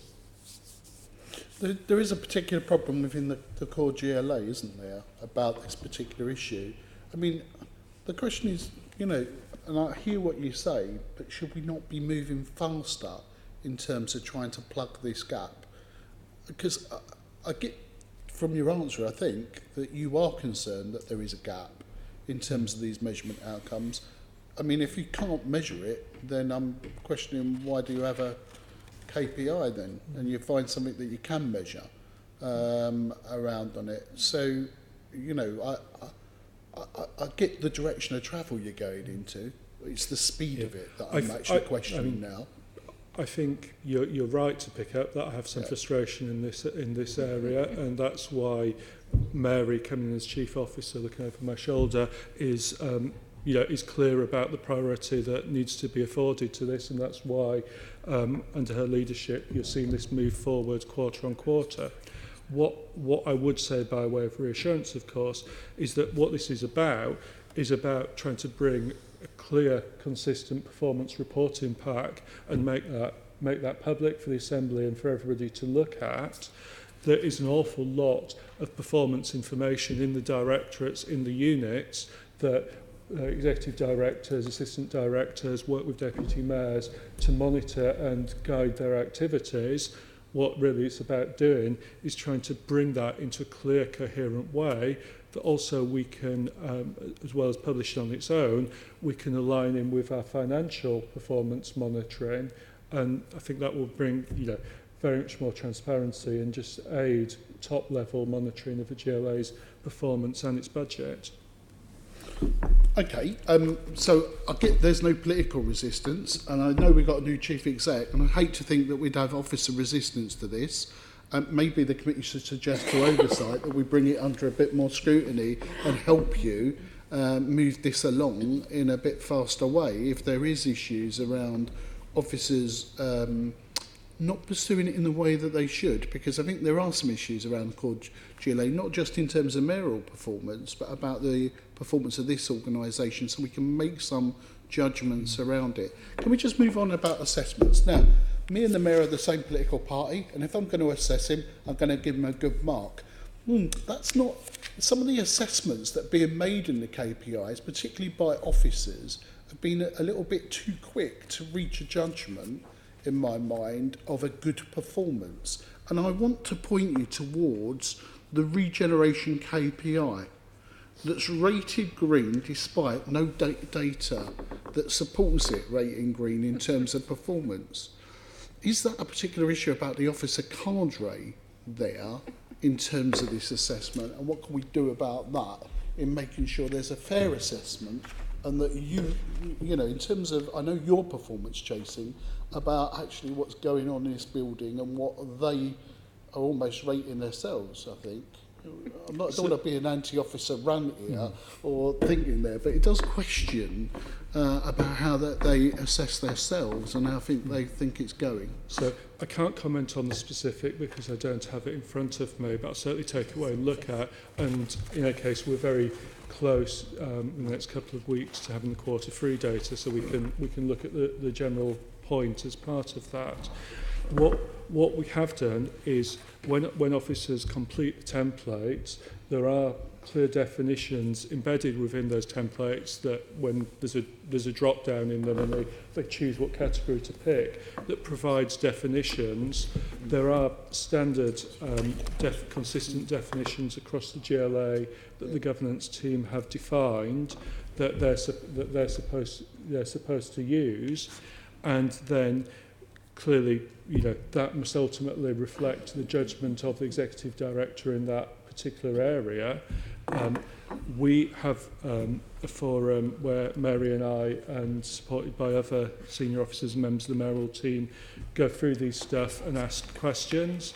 I ask a detailed list of questions. I think last quarter they got tabulated. There were 57. I remember from the Hines perspective, 57 points that I'd asked and followed up on. So these do get scrutiny from us.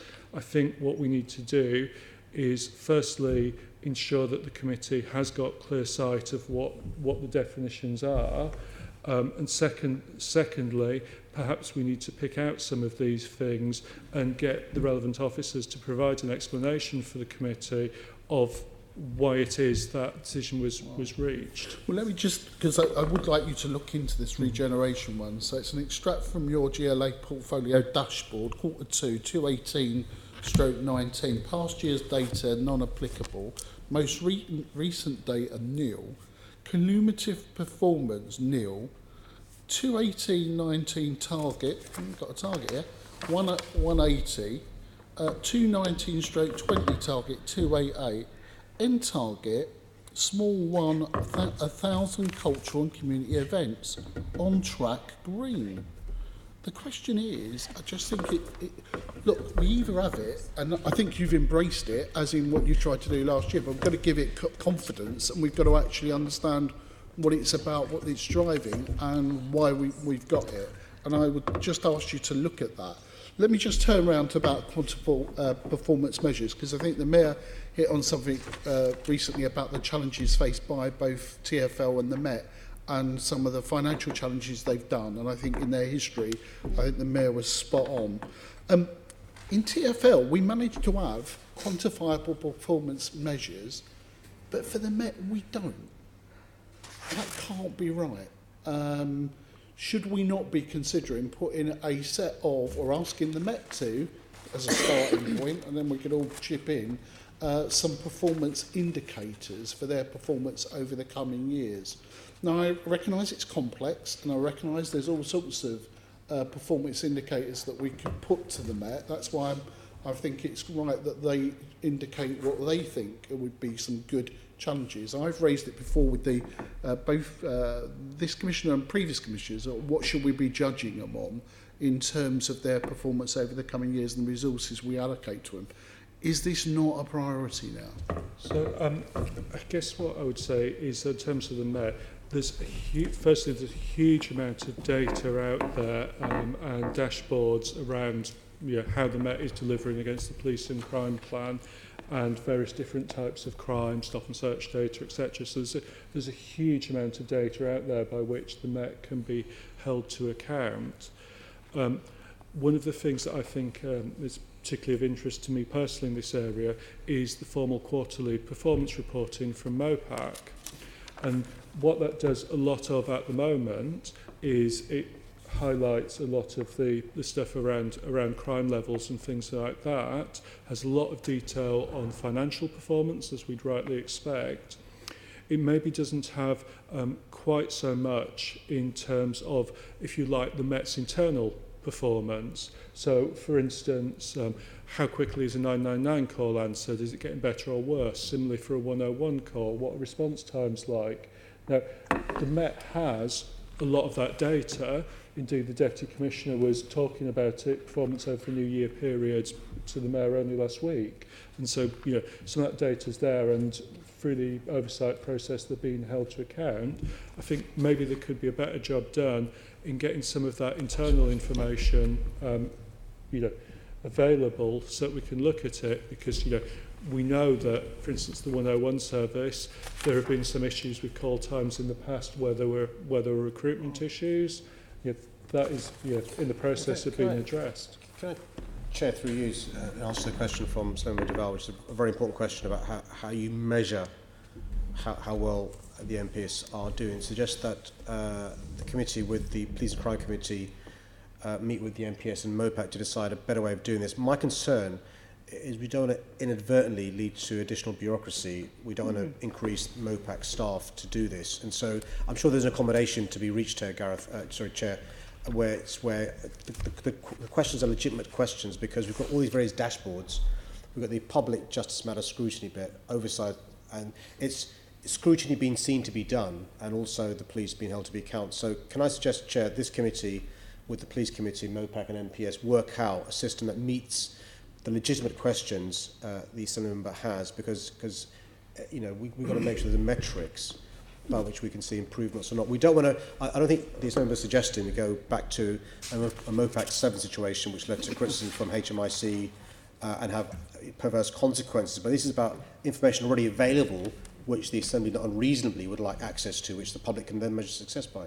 Just to clarify, because I think that is quite a sensible suggestion, and I think we'll take you up on it. But the point of the KPIs are for them to be set by you, because it's what you want the Met to be delivering on your behalf. And I think what Assemblymember Duval is asking about is what measurable targets are you setting for the Met that you're then holding them account to? I mean, the key thing for me was transparency, which is why, the fact that the MPS embrace the dashboards is very important. I want the public to be the people who hold the police to account as well as the Assembly. That's why the dashboards are accessible to the public, deliberately so, and so you can see what's happening to the extent in your ward. I mean, they're really focused down from weapon-enabled crime to domestic and sexual violence dashboards to hate crime dashboards. So that information is now out there for the first time ever, and so we can see almost in real time what's happening in your community. So we've got those measures there which the police fully embrace. I, for example, keep an eye on what's happened with complaints. One of the things that I've done is said that one of the game changers in relation to targeted, intelligence-led stop and searches of body-worn videos. Well, bear in mind we're increasing the amount of stop and searches. Is that leading to an increase in complaints? The good news is no, because we've got a KPI looking at what's happened in relation to complaints. It's still very, very low, which is good. And so we have a number of these measures, Chair, but it's as important when you police by consent for the public to have confidence in the police as well. Okay. Thank you very much. We're going to move on and talk about the economy and regeneration now, and we're going to start off with Assemblymember Hall. Thank you. Mr Mayor, at what point will London and Partners begin to reduce its drain on London's taxpayers? Well, it's interesting, Chair, but I wouldn't caricature the excellent work of London and Partners as a drain, and it shows the difference in approach towards something that promotes London and something that likes to not promote London. So I think it's an investment, whereas Senator Hall thinks it's a drain. I think it's a very important investment, and when I compare the fact that we in the next year will spend £13.1 million from City Hall promoting London, 13.1 million, Singapore, £201 million, Hong Kong, £253 million, Paris, £40 million, Berlin, £38 million, New York in tourism alone, £22 million, Toronto, not a comparable city, £17 million. I don't see it as a drain, I see it as an investment. And then when I see that London Partners manages to leverage in, on top of the investment of £13.1 million, an additional sum taking the total amount of spend to £27.2 million. I don't think it's a drain at all. But then when I compare and contrast the money we invest versus the gross value added as a factor of 1 to 15, I think it's astonishing that any politician will think L&P is a drain, particularly in the context of Brexit. We have a situation where in June 2016, the British public voted to leave the European Union. an impression was created that we're going to stop being open-minded, outward-looking. It's even more important that LNP promotes our city overseas. But the context is this, Chair.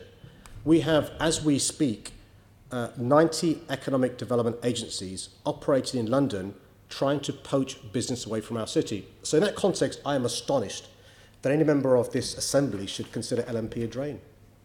Well, continue to be astonished, Mr. Mayor, because I do. It was set up in the first place to gradually require less and less of taxpayers' funding so that it could ultimately support itself.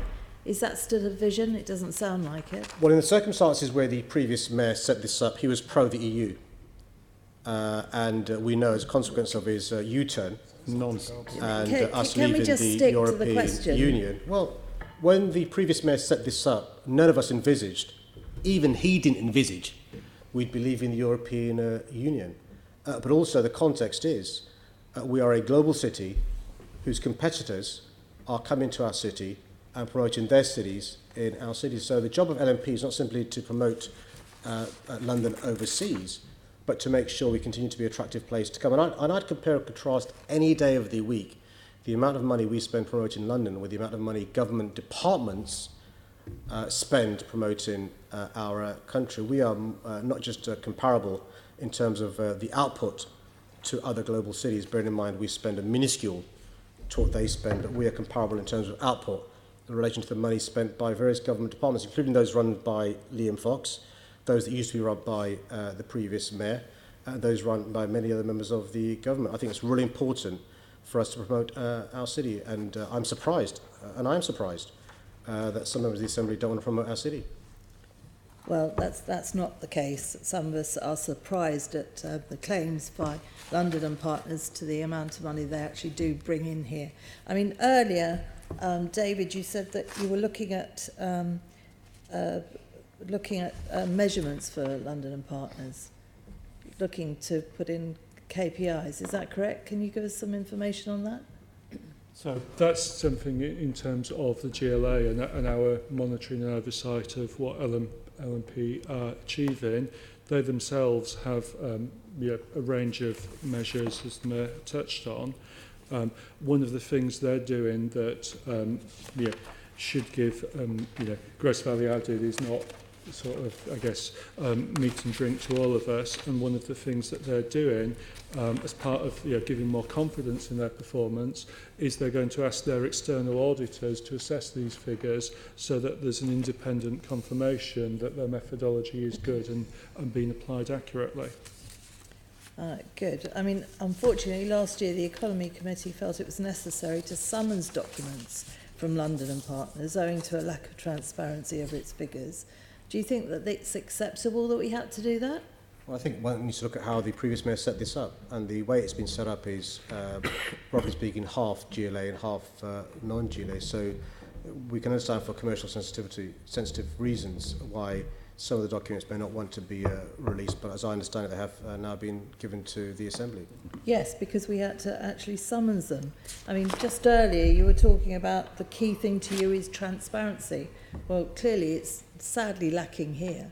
Do you think it's acceptable that we've actually had to summons those documents so that we can actually see how taxpayers' money is being spent? I'm quite surprised that one of the previous mayor's protégés doesn't understand how he set this up.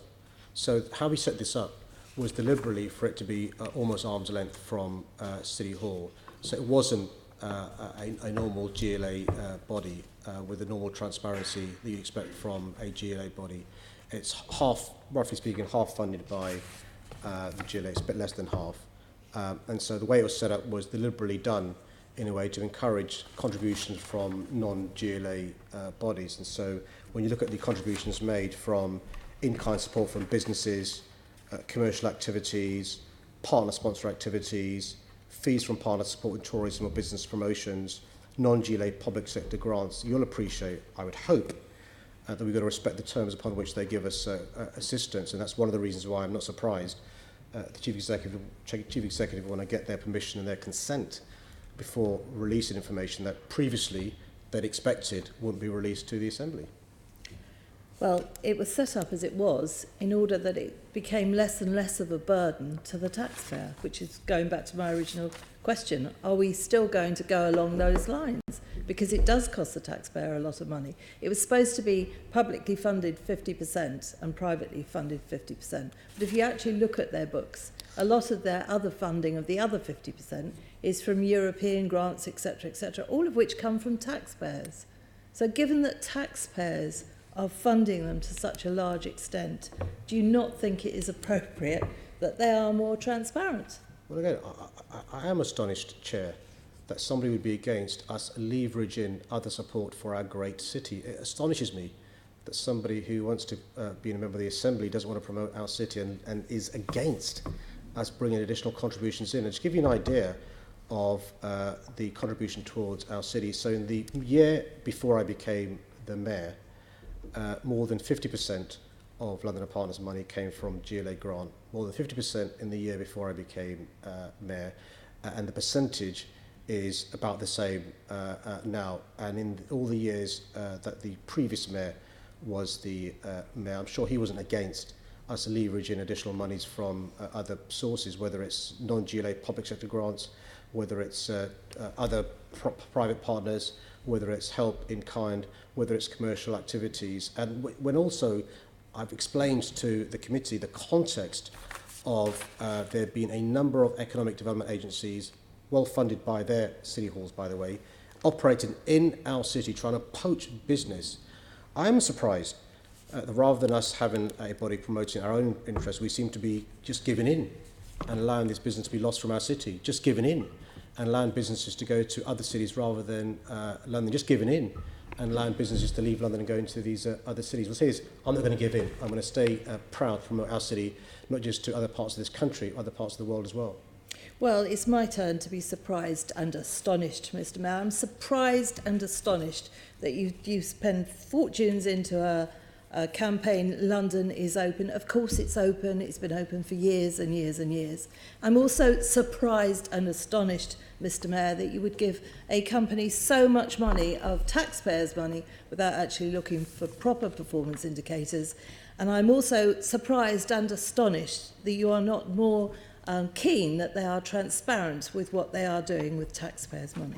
Well, I'm not I will surprised leave you're surprised. it at that. We can both be surprised and astonished. Surprised you're surprised, actually. You're not. Well, I'm happy about that. Can I just... I'll let you You want to in. be surprised as well? Do you want to be surprised and No, no. astonished as well? Come on. I'm surprised. Members, hang on a second. No. Let this Assemblymember Hall finish, then I've got Assemblymember Pigeon, then we'll come to Assemblymember. Right, okay.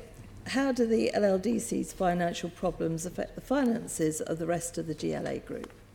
So we've, on the LLDC, made lots of progress over the last year, as I was hoping to do. We've also put a cap on the borrowing LLDC does, and seen huge progress in relation to the work the LLDC is doing in relation to visits, in relation to jobs, in relation to homes. And I'm confident that we'll continue to see improvements on the LLDC going forward. I'm not concerned about LLDC being a drain on City Hall, as I wouldn't be surprised if you thought it was. Yes. Where do you see the LLDC going in the next few years? It was always the plan when development corporations are set up for them to be time limited. I think I've said in the past, my expectation is for towards the end of term 2, beginning of term 3, for the host boroughs to take back many of the responsibilities, including assets, resources, some liabilities that currently rest with LLDC. That brings with it challenges in relation to long-term projects, because if a development corporation isn't in existence, you'll appreciate why a developer, for example, would be a bit nervous. And so one of the reasons why City Hall has entered into some joint ventures is because we're still going to be in existence after LLDC. One of the things that I think LLDC are looking into, and David Bellamy is close to this as a member of the relevant board, is publishing sooner rather than later a map, roadmap of how we reach to LLDC coming to an end. I'm not sure if you want to, David, set out when we hope to be able to give more details of that.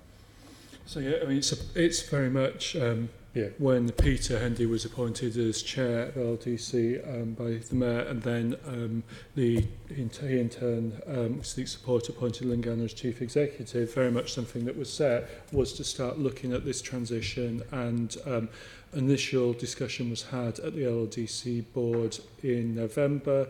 There is a high-level view on that transition and when it might happen, and there's going to be a lot more detailed work take place in 2019 so hopefully when we're back here in a year's time, we'll have a lot more detailed framework in terms of how we're going to go through that process. Clearly some things will be about responsibilities going back to boroughs, like planning and when is the right time to do that. Other things will be saying, okay, well, how are we going to continue to maintain the park and the facilities within it and keep them at the high standard that East Londoners rightly deserve? So if you gave us a date then to look forward to your proposals, what date could we look forward to? Because the mayor's kicked it right into the long grass along with so many other projects. When can we expect to hear from you with some sort of result? So the mayor didn't kick it into long grass. The mayor indeed. I'm surprised you think I did. The mayor said. I'm astonished you think I didn't. Come on. The mayor Both set his sides. expectation about when the LLDC would, in practice, be starting to transition. And so he expects around 2024, 2025 to start seeing those changes happen. Now, as the Mayor mentioned and Martin mentioned when we were before the committee before, in some senses you're starting to see aspects of the transition take place already. The example, the decision that we've made around the joint ventures for housing, and that with the GLA taking that, because we recognise that the GLA is, will be in existence throughout the time frame of those joint ventures, and LDC won't. So actually you're starting to see there the transition happen already. What's going to happen through 2019 is more detailed work on what the transition will look like and some of the key issues. There's a high level plan that LLDC have presented to their board on how that will go. I don't have that in front of me, but certainly say in a year's time we should have much more clarity about our approach and be ready to start thinking about some of the detailed questions like who will take on the maintenance and the upkeep of the park. Okay, I'll leave it on that. Okay, before I move on to Assemblymember Pidgeon, colleagues, just to alert you to the fact there are still some quite weighty items on the agenda, and we're 2 hours in. I'm conscious that colleagues have other meetings later this afternoon, so you might want to reflect on that when you're asking your questions. Assemblymember Pidgeon. Okay, if I could pick up first of all on the LLDC. As you said, the GLA has imposed a cap on LLDC's borrowing, and you'll provide grant funding for investment above 520 million. But in December, Mr Mayor, you signed a mayoral decision consenting LLDC to underwrite a maximum of 50% of the BBC's stamp duty land tax liability on East Bank, should it become payable.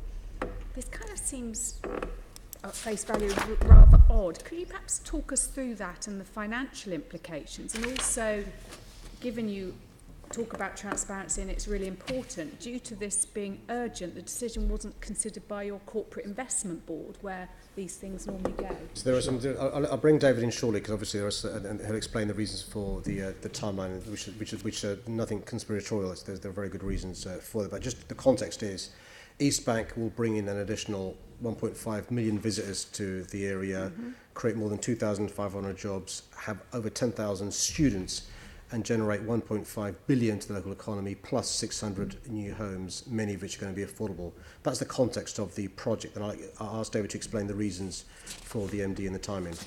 Yeah. So, stepping back, the committee will be aware that part of the funding package for East Bank is the £151 million from the government, which was granted by the government on its acceptance of the full business case for the project. When they gave that grant in 2018, they said, right, there are a couple of things that must just be complete by 31st December 2018 for this to become effective. Yeah. it's absolutely imperative that we hit that date, because obviously the government money is critical, and getting it there is critical to UCL and them getting away their project, which will be the first thing that you will see happening in the park as part of East Bank.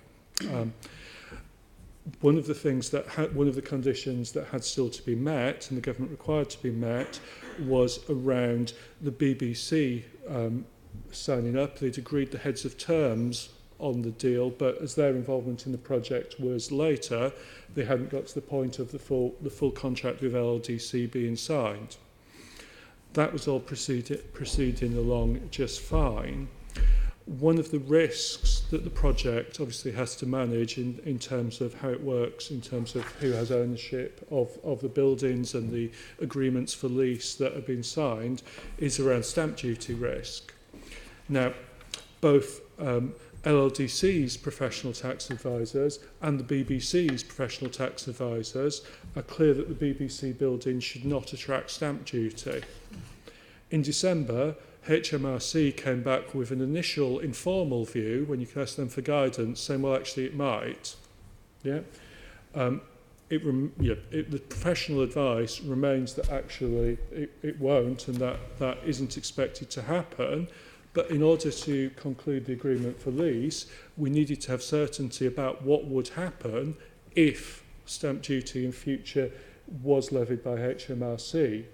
And so the purpose of LLDC's agreement with BBC was that we would just split the difference. And that's so. And under the delegations and controls the mayor has around LLDC, that was a matter that required his consent, hence the mayoral decision. As we say, because we got this deadline and the HMRC view wasn't what our professional advisors expected, it was something that came to light late in the day and had to be addressed, and then something I reported to Corporate Investment Board yesterday. So that's very much where we are. In terms of the sum of money, I can't remember off the top of my head what it is, and there may well be zero. Well, I'm hoping it's zero. There may well be commercial confidentialities about it. What I would say is, obviously, the East Bank as a project overall has a range of contingency with it, and so if it's not zero, our next hope would be that through things like the contingency that's allocated for planning risk. At the moment, when Lynn and Peter came in to see the mayor last week, they said that planning for East Bank is on course, and so that contingency won't. If we maintain that progress, it won't be needed.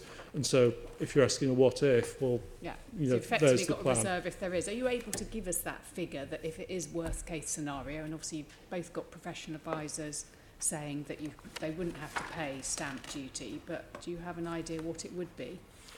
There was the question about what the figure was. What I would say is, if it wasn't in part one of the mayoral decision, then that was for grounds of commercial confidentiality. But it is not a vast sum of money in the scheme of things. It's not, in the scheme of things, a very, very, very significant sum of money. But millions, tens of millions? Pardon? Are we talking millions, tens of millions? No, it's not tens of millions. It's. I think it's a lot less than that, but I think it's over $1 million. So I think it could be very low millions. Okay. And even if the HMRC position were to prevail, we're still looking at other options of the structure that would avoid it in any event. We think the current structure doesn't avoid. So this is not the end of the matter, and I think the probability, the balance of probability, there will be no SL stamp duty land tax, because we'll also look at other structure options which are available. Okay, that's great. Thank you. Okay. Well, we're going to move on to the next section now, which is the environment. Assemblyman Cooper. Thank you very much, Chair. Can I start by saying I think this has been a great area of enormous progress, and it started from a position when you arrived, Mr Mayor, in 2016, when the environment team had been seriously run down over the previous 8 years. And I think it's tremendous that we've made so much progress as we have already. However, there do seem to be, in the key deliverables on page 14, we've got a number of the different areas that are being worked on extensively. The introduction of the ULEZ, 8th of April this year, Energy for Londoners Supply Company, hopefully coming up in the summer. I'm going to come back to some of these things. The drinking fountains and then the tree planting programme. But one issue that's not covered in there, which was definitely did feature in the manifesto, and I'm wondering whether the recent refusal of additional funding is going to create a blockage, is the area around recycling. And, you know, you were hoping to move forward. We've got some big headlines: 0 to landfill, separate food waste collections, 60% recycling. How are we going to achieve that, bearing in mind the money that you bid for has not been forthcoming? What are we going to do to move forward on something that is absolutely critical within the context of being a zero carbon city as well? Well, thank you. The other good news you missed out was just the announcement just before Christmas of an additional £23 million towards a diesel scrappage scheme as well. And also the other good thing is we now try and not work in just the environment silos. So the key partners are also from transport to other parts of the City Hall family are working with us. You'll recall I wrote to the government asking for £100 million top up to allow London boroughs, it's not money that City Hall would spend, London boroughs, to improve waste performance and to meet the national target. You'll be aware that all the boroughs have lost a huge amount of money from the grants they've received from central government, and at the moment it appears we are going to meet the targets that the government has set. We worked with the Waste and Resource Action Programme, WRAP, and also the LWARB Circular Economy Resource London Route Map modelling to look at what we could do to try and improve the household waste recycling, and that's what led to the request to the government of £100, which is a rounded up figure. And we also pointed out to the government where this money could come from in relation to DEFRA money and other money as well. I'm not sure we've had a response from the government to that request yet, but it's really important we assist councils in relation to meeting their recycling targets. And the simple point to the government is unless they give the additional resources councils need, the target doesn't appear to be one that can be met. And you'll be aware also, I'm very conscious about there being autonomy of the councils. We have 32 boroughs put aside City of London. Many of them have entered into contracts with various companies and stuff, but also there is autonomy of councils. And I'm always a bit nervous about interfering with their autonomy. I do believe in devolution as low down as we can have it. So this is a good example of me batting for the councils to try and give them more resources to try and improve recycling rates because they are struggling. Yes, I mean this is very much a sort of partnership area, which is one of the challenges about it, and I think it's a great shame that that hasn't come through. Is there any more information from government about anything like new hypothecated taxes, which is something that I've raised with you before? I know that landfill tax, the amount of money that's coming in from that has been going down. There has been talk about other alternatives. Yeah, I mean, in different contexts, we've been trying to speak to different officials, and it wouldn't be unfair to say they're a bit distracted at the moment with other issues. And really? I don't think it's a lack of. I mean, all the evidence I have from the meetings I had with Michael Gove is that he gets it, and so I don't think it's a lack of political will from him. I've seen no evidence of that. In other examples, you'd hear a cabinet member saying, "I don't agree with that. I don't believe that." He's not said that, and so we're going to carry on lobbying DEFRA, and so this could well be another one of those examples where we keep our fingers crossed for the spending review, hoping DEFRA receive more money, which they pass down to councils. I suspect it's not just a London issue. I suspect it's across the country. Councils not meeting their targets. And just to add one of the specific points we're looking at is around a thing called extended producer responsibility, and there may be more funding through that. So we're looking at all the avenues and not just waiting for the spending review on this. That's DEFRA money. Yeah. No, that's an area I was hoping that you might have information on, as well as the idea of hypothecated potential new taxes. As you know, before Christmas, we and both Assembly Member Berry and I spoke in the discussion that we had in the plenary session about London facing a climate emergency. And the sections that I was very keen to see included into the motion were about making sure that, talking about responsibility and powers being at the, and funding being at the right level, as you were just mentioning in relation to local authorities. And you acknowledged the motion that was passed and accepted that London is facing a climate emergency.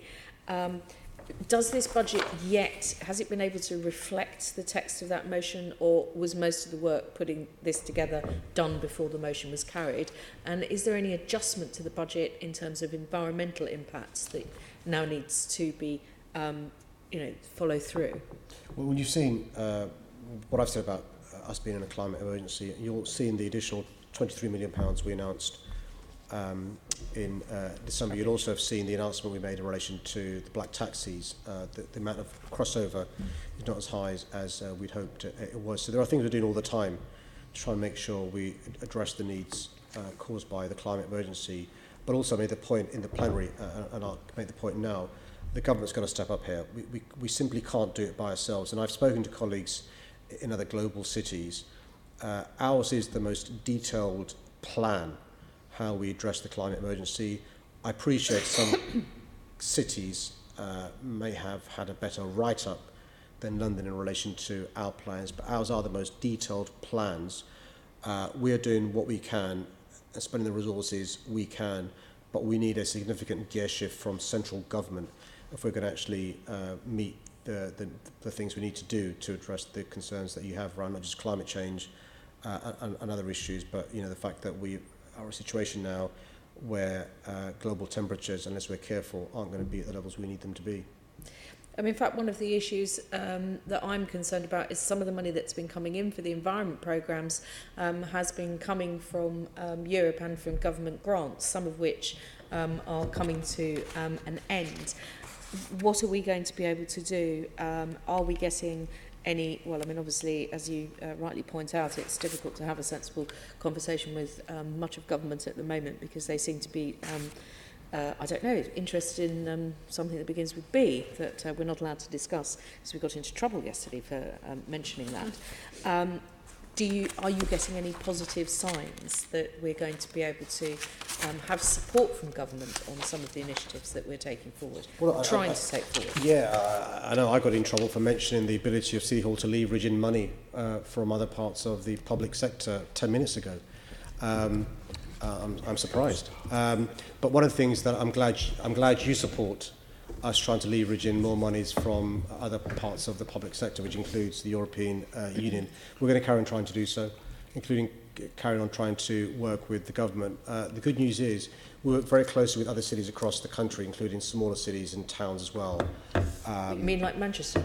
Yeah, but the initiative we had in City of London Corporation, where Michael Gove came along and met with many of us, is an example of the work we can do city to city and towns as well to try and lobby the government, and that includes trying to lobby for more resources as well to address some of these issues. But there is a huge amount of investment, I would call it, we get from the European Union. I accept some of it is recycling funds that goes from here. The key thing is, if we do leave the European Union, we've got to make sure that the monies don't return to Whitehall and go elsewhere out of London, but they come to City Hall, and there's a UK Shared Prosperity Fund and other things the government's talked about. We've got to make sure we get a decent slice of that pie as well. Well, I'd quite like us to have some access to the Clean Air Fund, which doesn't seem to be forthcoming at the moment. Finally, can I just ask you a point, and it sort of builds on some of the points that Assembly Member Duval was making about performance measurement. One of the problems that I have, having chaired the Environment Committee and being committed to seeing progress across a whole range of environmental areas, is that quite often people say, how can you measure the progress?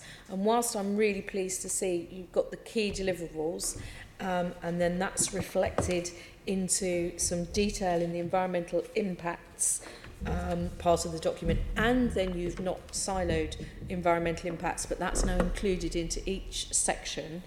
Some of them are not quite as tied towards milestones and targets as I might wish. So, for example, I'm very clear that you're talking about energy for Londoners, roughly when it's going to launch, but, you know, I'd quite like that to be tied down to saying, you know, that's going to be in Q1 or Q2, rather than just saying the summer. What the money is specifically going to be spent on, where you've got the £2.5 million on the water fountains matched by Thames Water, again leveraging in, which I think is great. Are we looking at 25 water fountains approximately per quarter, or, you know, plus or minus that figure? I know some of these are quite hard to do, because particularly with you know, it's land issues and access to where you can put the water fountains in, but it would be quite nice if we could have something that is a bit clearer. And the same if we're looking at MOPAC, where they're saying, you know, 60% reduction in carbon emissions by 2025.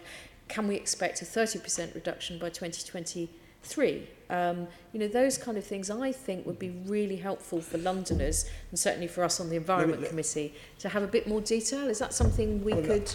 I'll bring David in as well, who's in charge of this area, but let me deal with a couple of points you raised. Some of these things are the first of its kind. So, for example, nobody could have foreseen that we'd have had nearly 250 applications for sites for water fountains, right? So how can you have foreseen that?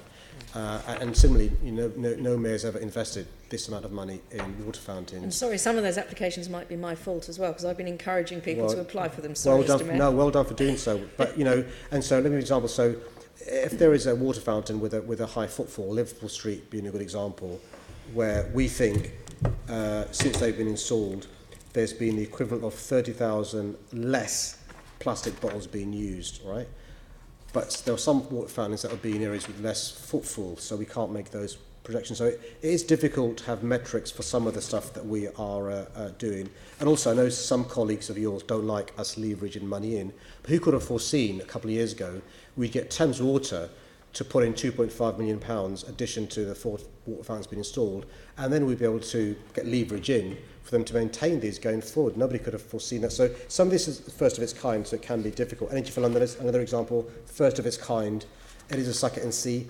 That market has changed so much just in the last 2.5 years, and it will change over the next 6 months, let alone the next couple of years. So some of this is innovative, pioneering stuff, so it's difficult to have metrics, but I'll let David deal with some of the other points you made. Yeah, I mean, I guess there's 2 points. Actually, there's one thing that went through my mind when the discussion was happening with Assemblymember Duval earlier, which is that there is a balance in the performance management stuff about how much detail you can put in the document. Assemblymember Duval gave an example. He might have a really good point. There might be, on the other hand, a really good explanation for it. The documentation is already quite detailed, and, you know, the bigger you make documents, the less accessible they are. And so there's a balance to be struck. As I said, at the moment, we're only really reporting performance information for air quality, and we're looking to strengthen that across the rest of the environment areas. Officers have been working on that. A draft of that has hit my inbox, so I need to find some time and have a look and give them some feedback on that. I think the other thing that then is a challenge about this is you see it with the water fountains, where it's hard to set targets and expectations about progress until you've planned out the programme, and that necessarily is going to take a while. And B, the thing about the water fountains is we're not trying to say, oh, let's deliver 100 water fountains in this time period. All right, halfway through, have we done 50, yes or no? What we're actually trying to say is how can we deliver as many water fountains as possible with the money available, whilst really thinking about ensuring that we're doing that by putting them in sites where they'll get the most usage. May not be the cheapest place to put them, but actually will get the most usage. And so what's actually really interesting there is the outcomes the Mayor referenced in terms of the example at Liverpool Street and how well used that's been. That's actually the real judge. It's not about a bit of a civil service culture that goes, oh, let's get the water fountains built. It's getting them built in a place where they're actually going to be used.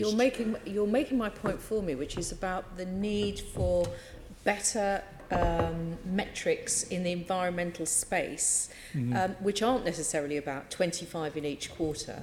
It's about what are you trying to achieve. We're actually trying to reduce plastic. I mean, just by the small changes we've made in this building, you can see that most people have now got these. We go and do refills. Everybody's now on the page in the building because of changes we've made. And that's why I said we have, to a certain extent, started coming to this from a standing start of the previous 8 years when there weren't very many staff working on these innovative programmes, but working out what the metrics are in terms of reduction of single-use plastic and so on and so forth. Isn't it worth doing that? Because I think it gives Londoners a sense of where we're moving forward on some really important areas, because we have got some things that we're aiming for that people can see clearly, that it's not just about 25 per quarter, it's also about what those outcomes are. So obviously this is the culture behind the performance management stuff. As I say, next month there's a load more environment stuff will be coming to the committee. Inevitably, as a first version, it won't be perfect, and we'll welcome your feedback, also that of the Environment Committee as well. And I guess just the thing I would say is a reminder that what we're trying to do about this is, be clear about what it is the Mayor has to deliver towards the outcome we're trying to achieve. Yeah.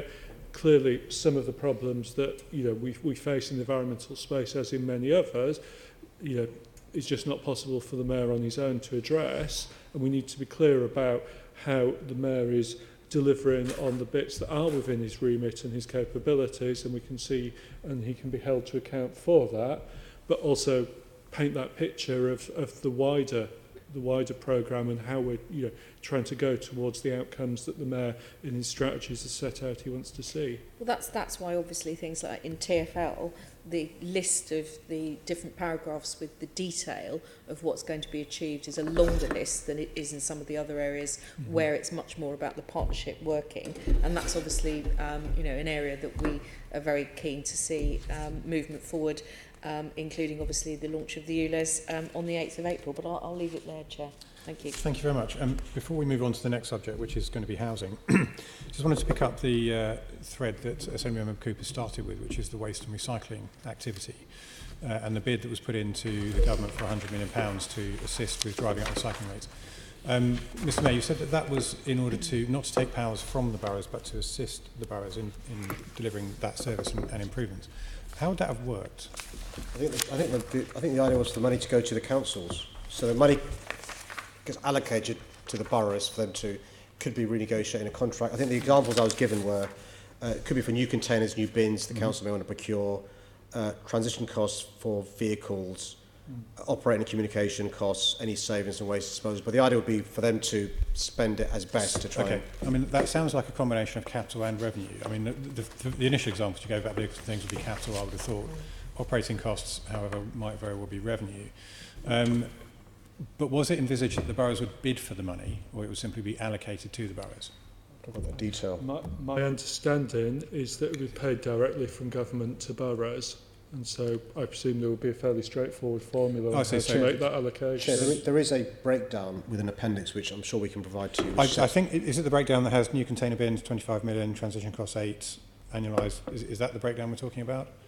Potentially. Okay, because I'm not going to stay on this too long. This is an area that I used to do a lot of work in one of my boroughs. Part of the problem with recycling in London is that there are a whole range, whilst every borough is a collection authority, not every borough is a sole disposal authority. Right. It's a legacy from the abolition of the GLC. So in swathes of London you have joint waste disposal authorities, and part of the problem is that local government, local boroughs, are shielded to some extent from the effects of not recycling as much as they might need to because of the Joint Waste Disposal Authority. That is a structural problem. Is that something that your office, by the looks on the faces, I'm suspecting not yet, is it something you're liaising with the government on in terms of changing that to provide more incentive for boroughs to drive up their levels of recycling? We probably need to write on that. Yeah. Can we go back to you on that, because it doesn't ring a bell? Certainly. I mean, it's something that I'm going very parochial here. It's something that I looked into in the past. It's something that I used to do for one of my boroughs. I'll be very happy to have a conversation about that offline if that helps, because I think whilst extra money for boroughs is one thing, and it obviously would be welcomed by all of them, there is a structural issue as well. If we really want to do this, we need to have a look at that, and it's not just here. It would be the government that needs to look at that too. Okay, we'll leave that there and move Housing, which is going to be led by Assembly Member Berry. I have a question about housing and the environment, which I think, is that all right if I start with that? Just because I was going to put my hand up, but I thought, well, I'm going first anyway. Just firstly, on the overall targets for the environment, I know the motion that was passed was only just before Christmas, but it did ask you to revise your plans for climate change, look at what would be needed to achieve the targets sooner, bring them forwards, and then do the thing that you've been talking about, which is call on the government to help you to achieve them. Can I check that the work to revise your plans is not currently in your budget?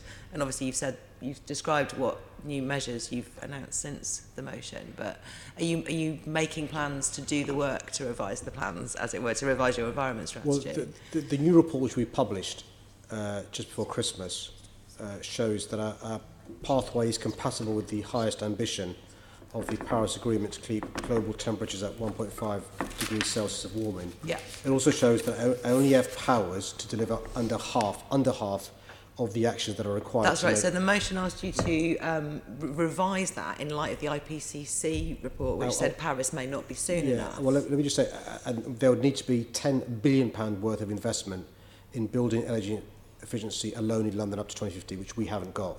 Yeah. So it's lobbying the government for the additional resources and powers to allow us to do that. But you've not done any revision to that subsequent to the motion to bring it forwards in time? So, just to check, because we've got the budget amendments to go. So yeah. So the fundamental point is that there is a challenge in terms of resources, but also legal powers for the mayors to do what's needed to hit 2050. Clearly, the mayor and others wanting to go further faster for totally understandable reasons, but we've got we need more from government in order that we can hit 2050. We need even more from them and quicker. And I fear, it is a climate emergency, but we need the government to act like it, to give the mayor the powers and the resources to do the scale of what is needed, because the scale of what is needed is huge. Yeah, and the scale, that's what we want. It's not something where we can put a few millions, even a few low tens of millions here or there, and go, oh right, now we're on the track. These are huge numbers, and the powers needed to apply the money, if it existed, we're in the hands of government. Okay, I mean, I don't want to go on about it for a long time. I hope you will read the motion, which does specifically say to lay out the powers and the funding needed from government to make it possible to bring them forward. So we are looking for numbers to be put on the scale of the change needed and to do that work.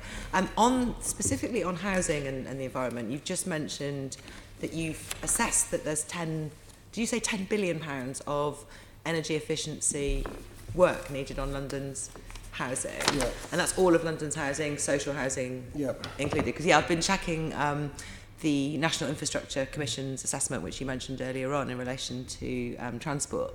On energy efficiency, nationally, they recommend for social housing alone nearly £4 billion needs to go in. In your long-term capital strategy pages, which I think are really, really interesting in the new draft budget, starting on page 51, under GLA Mayor, which is roughly where this sits, isn't it? Environment and housing both sit under GLA Mayor. There's a line for housing, there's a line for regeneration, and this is where you've assessed the capital need for London. Under other, there's nothing like 10 billion or even our share of what would be 4 billion for the social housing. Am I right that housing energy efficiency isn't in that section yet under the potential need? Yeah, I mean, that's fair to say. I think it's possibly worth, Chair, just 30 seconds on the long-term capital strategies, because it's a new thing and it is an important thing. So it's a requirement introduced by SIPFA that this be done. I think it's a welcome thing. It's helpful to set out what is the long-term ambition and investment that is needed, and then, what are the revenue streams, and is there a gap? And if so, what is that gap? And then we can start thinking about it. So, for example, on transport, the ambition is as set out in the Mayor's transport strategy.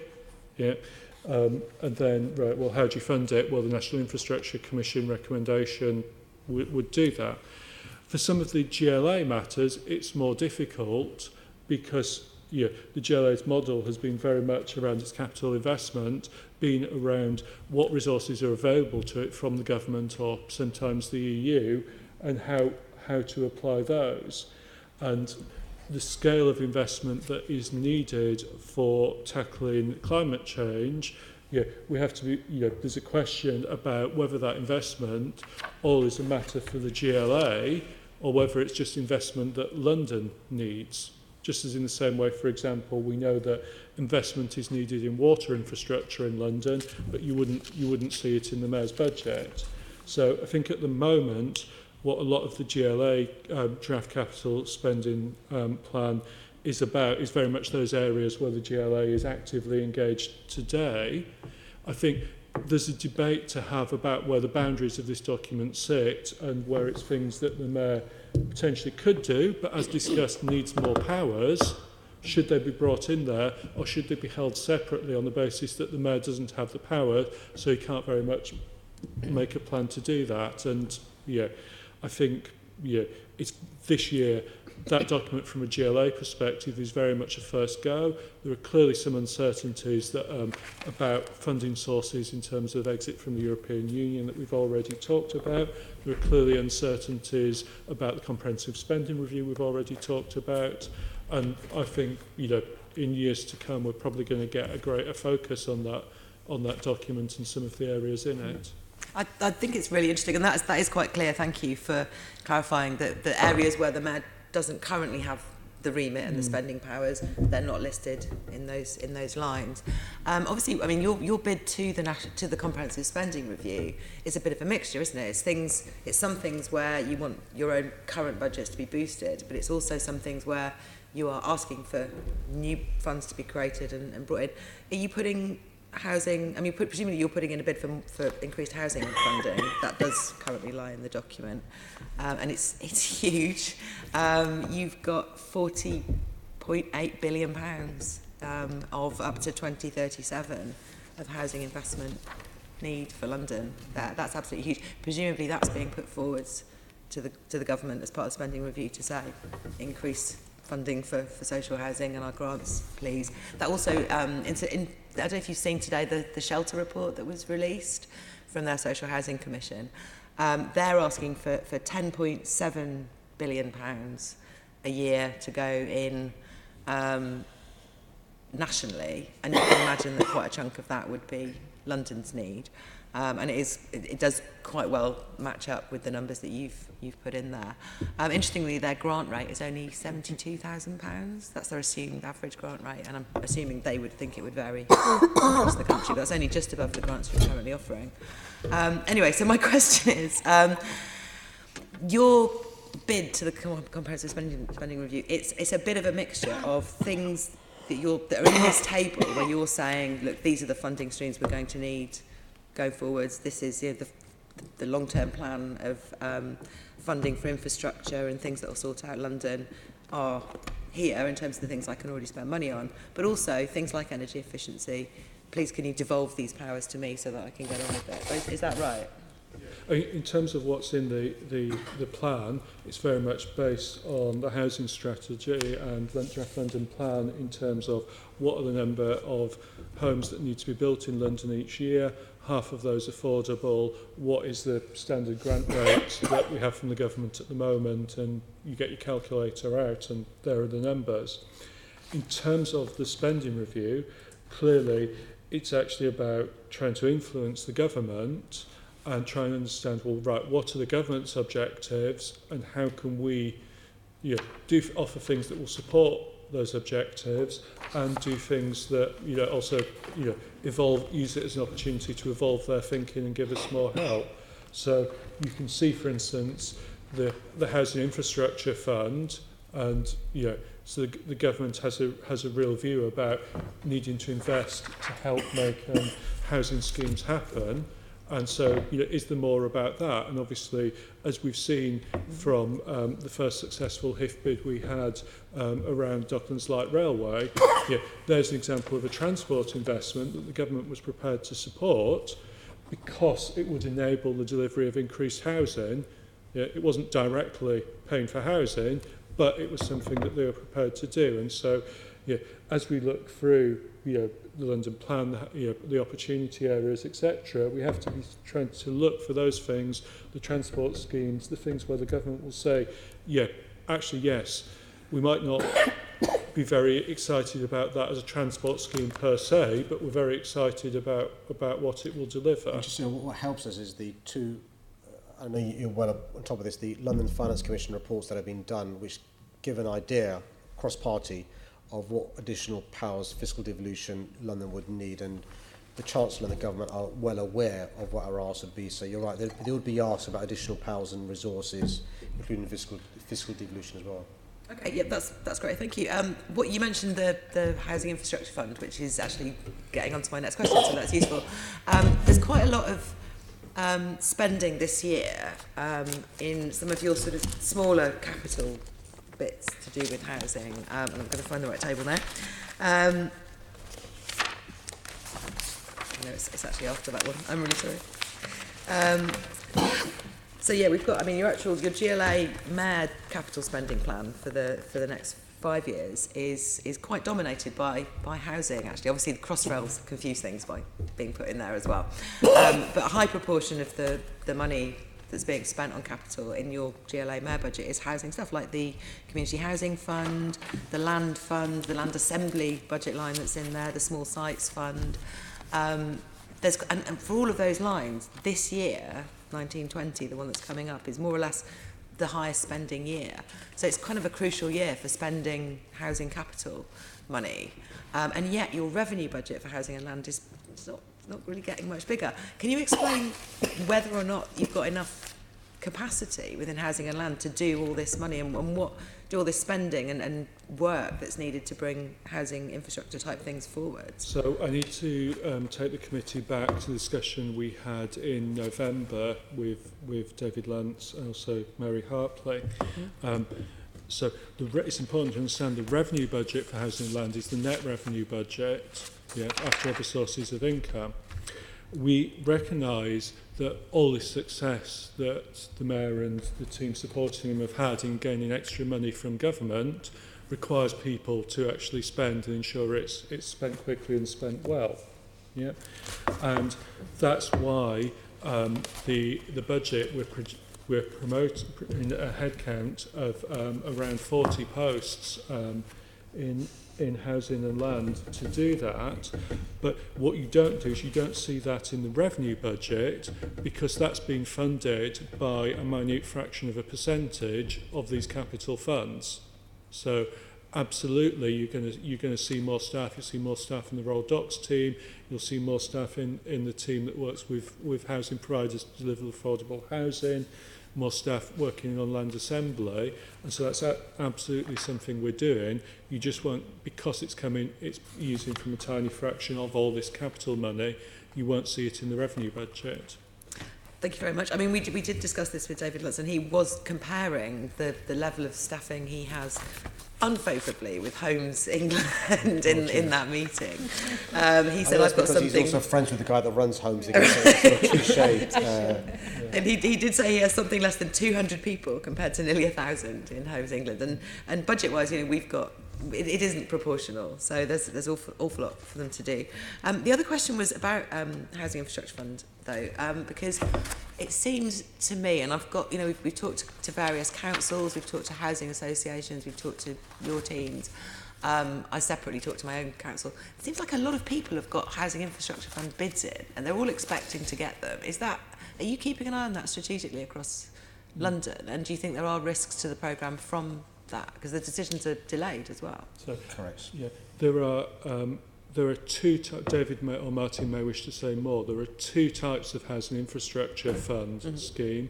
There are the big ones for which the GLA is the applicant, and obviously one example of that is Docklands Light Railway we talked about, the OPDC bid we've discussed previously, and a number of others being submitted. There is also the Marginal Viability Fund, which is for smaller amounts, which boroughs request, and the GLA is involved in making the recommendations there about what those would be. So there are processes running with those. I think as a high-level comment, is the decision making from government on this programme moving as quick as we would like it to do? No, it isn't. It was notable that while for the future funding stuff, the deadline the government had set was for it all to be spent by March 2023. In the budget, the Chancellor suggested that in some cases the government might be prepared to negotiate and let that run for an extra year. And you know, we're very keen. Obviously, we're particularly closely watching the process at the moment around OPDC as that goes through final approvals in government. You know, we're keen for it to happen as quickly as possible so that we can get on with it. But as has been said before, yeah, the government has its mind on some other things at the moment.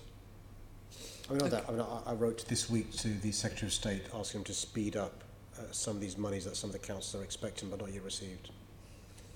Okay, can I ask, I did mention before the Land Fund and the Land Assembly Fund, and obviously the main thing we're worried about here is delivery, and we know that we're only just making the bottom end of your range of delivery in each year so far.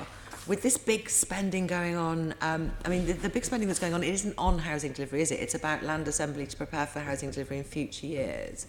Are you confident that all this sort of activity and spending is going to get you up to the level of, well, having 66,000 homes a year and the relevant targets within your affordable homes programme? No, it's not going to get to 66,000 a year. I mean, what we can do is make progress with the things for which we're responsible, and that is the genuinely affordable homes. Yeah. So a few things there is, I mean, as a consequence of the negotiations we did with MHCLG and DCLG, we managed to not simply agree a contribution towards genuinely affordable homes, but we agreed with the government a change in definition. And so they weren't going to be £500,000 homes or 8% market value. And so the deal we've done with our strategic partners means that we are confident of meeting the deal we made with the government of reaching 116,000 2022 by the end of 2022. So the first year target, which is a record, is 12,500 starts. That's a target that would have been a record. We met that target, so we broke the record. This year, the target for starts for the affordable homes is 14,000. That will be breaking last year's record, which we broke. And we're confident we can meet the target of 14,000. By the way, next year, the target is 17,000. So to 23,000. Yeah, so it means each year smashing records for affordable starts never done before. So it's a stretch. Mm-hmm. And so, you know, I'm not going to pretend it's not hard work, and I'm not going to pretend it's going to be easy, but, you know, we are confident that we've got all the things in play to try and do what we can. Now, there is, of course, macroeconomic factors at play here. What happens with construction workers don't stay, don't come, we don't train up workers in time, problems with materials, problems with developers losing confidence. So in relation to the 66,000, we do know of some developers having permission, but not yet starting building because they're just pausing and waiting to see what happens vis-a-vis Brexit, economic uncertainty. And you see some of that reflected, by the way, in fares revenue from TfL. So there are some uncertainties with the macroeconomics, what happens in relation to 66,000. As far as the homes for which we've got to deal with the government, we're confident of meeting those record-breaking targets. Okay, and the final question on delivery and spending. Your target for delivery is 116,000 affordable homes in the programme by 2022. For the first time this year, we've got the year 22 to 23 written into the budget, but you're still spending 1.8 billion of the affordable homes programme during 22 to 23.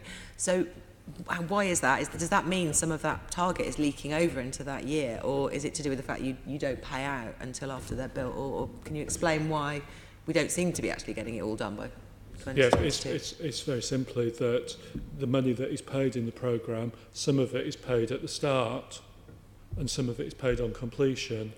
So not everything that starts in 21-22 will complete in 21-22, and therefore there's money for that completion in 22-23. And we'll see when we get 23-24, and at this time next year, we'll see further from this programme. We'll see that leaking over further because that would be if there was a start in 21-22 that didn't complete building until 23-24. I'd refer you to David Luntz about whether that's likely to happen in practice. And I just want to just distinguish in two things, Sean. One is the money's going up, but the agreement is starts. So what you'd want to see by the end of 22 is 116,000 starts. Yeah. There's a separate discussion about money's going out. That's the point that David's alluding to. Yeah, just checking up on that. Thank you. That's it for housing. Would you want to move on to your Shall I next subject? Yes. Okay, so I just have a few questions relating to health, education and youth about the Young Londoners Fund, if that's okay. It was a one-off that you announced last year. You found this extra money from business rates, which is fantastic. You hinted at the beginning that there was 20 million likely to come, and then I think you ended up with 75 million in additional business rates, more than what you'd assumed. And you used that money to make a £45 million fund, which is over 3 years. Now, within the budget, there's no more after the 3 years is up. So are you looking for ways to continue that fund in the future? And presumably you'll also need to evaluate how it's doing and assess its value for money as well when you publish something.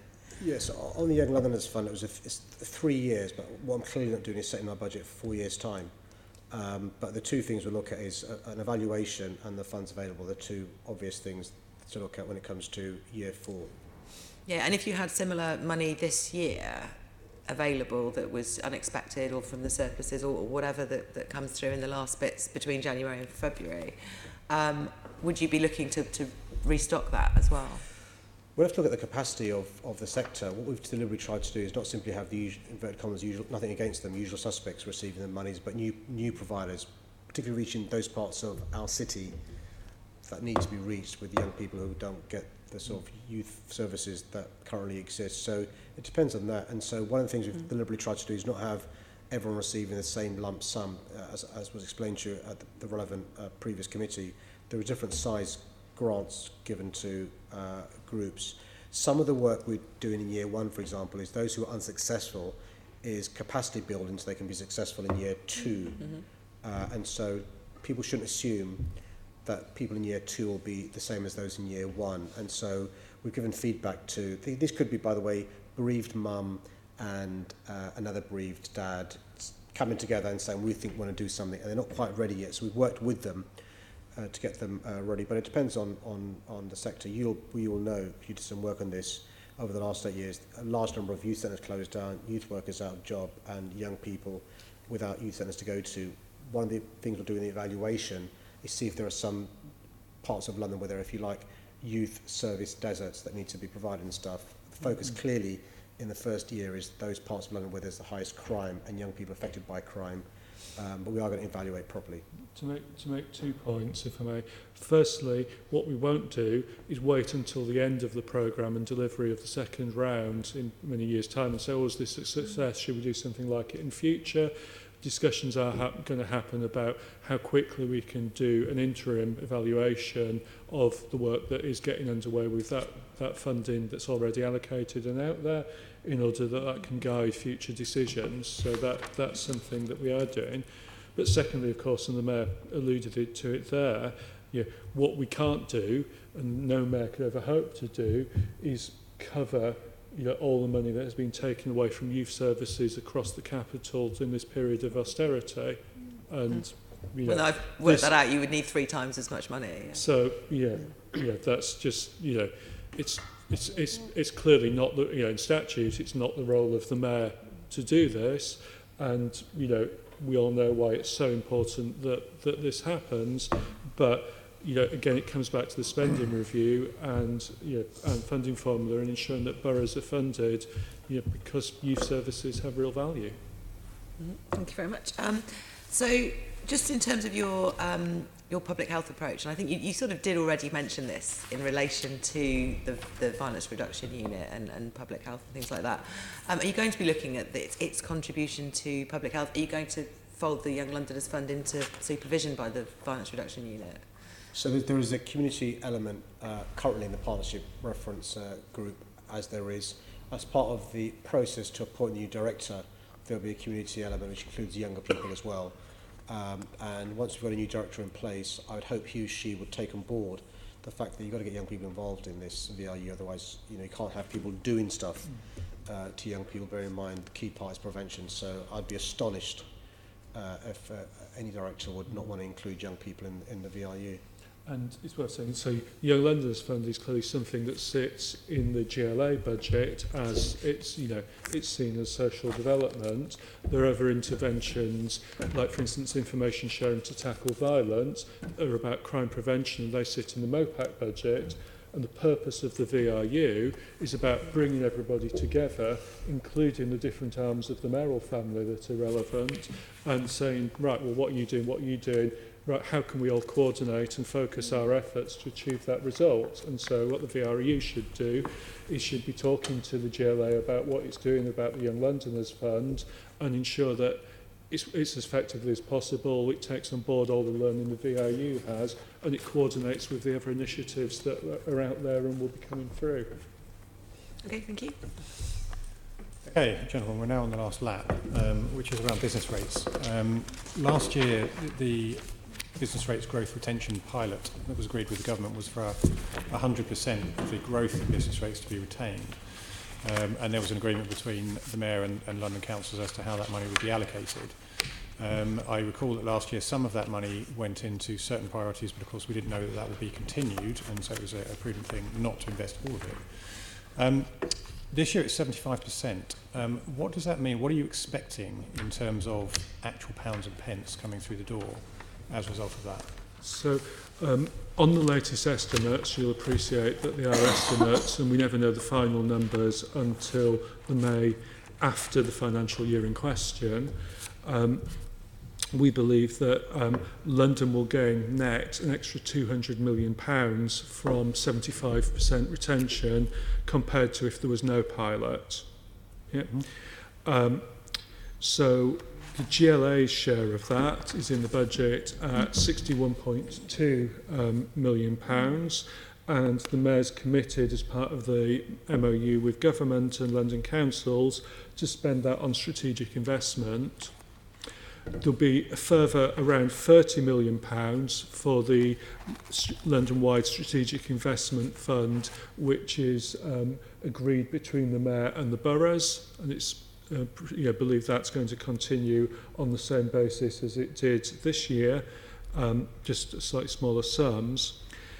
That leaves around £109 million of London's gain, and that goes to the boroughs and the corporation to spend on their local priorities as they see fit. Okay.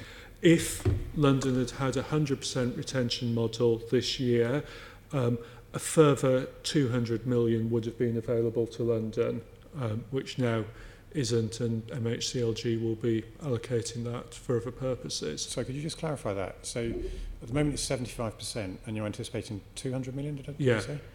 And if it was 100%, you think there'd be an additional London would 200 million? get a further roughly 200 million. How does that, sorry, forgive me, but how does that work? If 75% is 200, how is 25% also 200? Because effectively you're starting from 50%. So 50% to 75% is 200 gain. 75 to 100 is that a further 200 million gain. Sorry, say that again.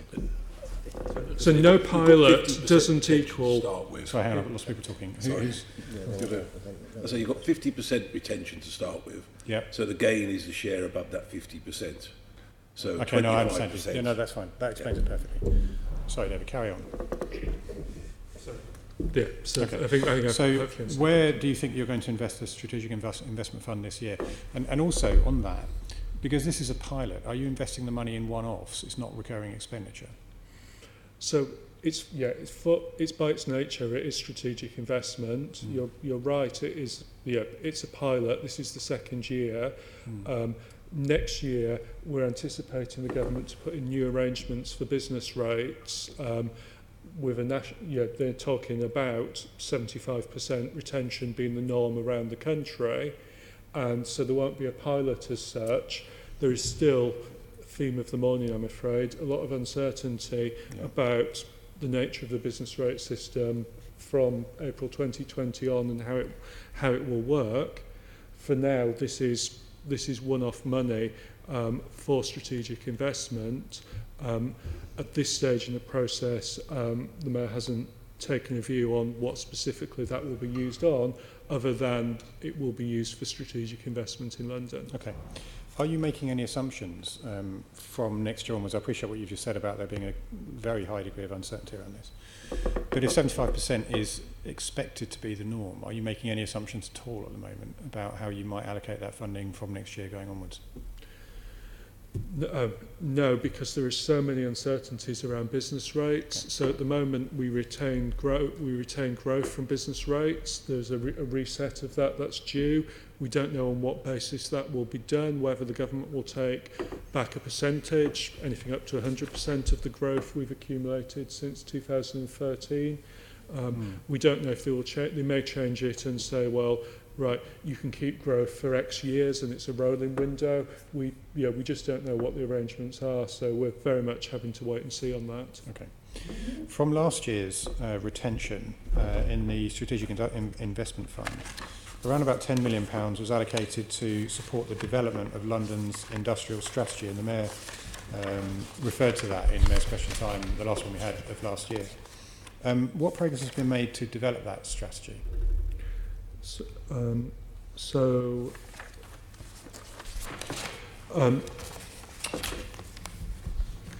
think work on strategy is ongoing. In terms of the investment of the fund, there have been a couple of things that have been announced around investment in particular cultural facilities in Deptford and in Clapham. The major part of that is an investment that's planned in a particular sector, which we see as an important part of London's economic growth, and the funding agreement is in negotiation at the moment, so we're waiting on that with the London partner we're working with before we can announce that. That's fine. In terms of the actual strategy, though, from the fund, you've taken £10 million from that fund to develop the strategy. You said the work on the strategy is ongoing. £10 million seems quite a lot of money to spend on strategy. No, we haven't taken the money from the fund to work on the strategy. The Mayor's used the money, this portion of money from the fund, to invest in a way that's consistent with the developing strategy. Oh, okay. So you haven't used £10 million. So, for instance, we know that culture is an important part of the industrial strategy for London, because it's such a large sector here, 1 in 6 jobs and so forth, high degree of resistance to automation there, and so there was an investment there in 2 schemes that was consistent with that. Okay. And the final question is obviously about business rates. Whilst we are becoming to depend on that very significantly, as are London boroughs, for business owners, particularly small business owners, business rates are a very big problem. Is there anything that City Hall is doing to help alleviate that for small businesses?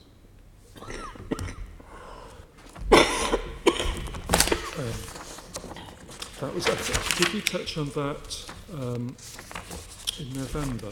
Quite possibly. Yes. Seems like a long time ago.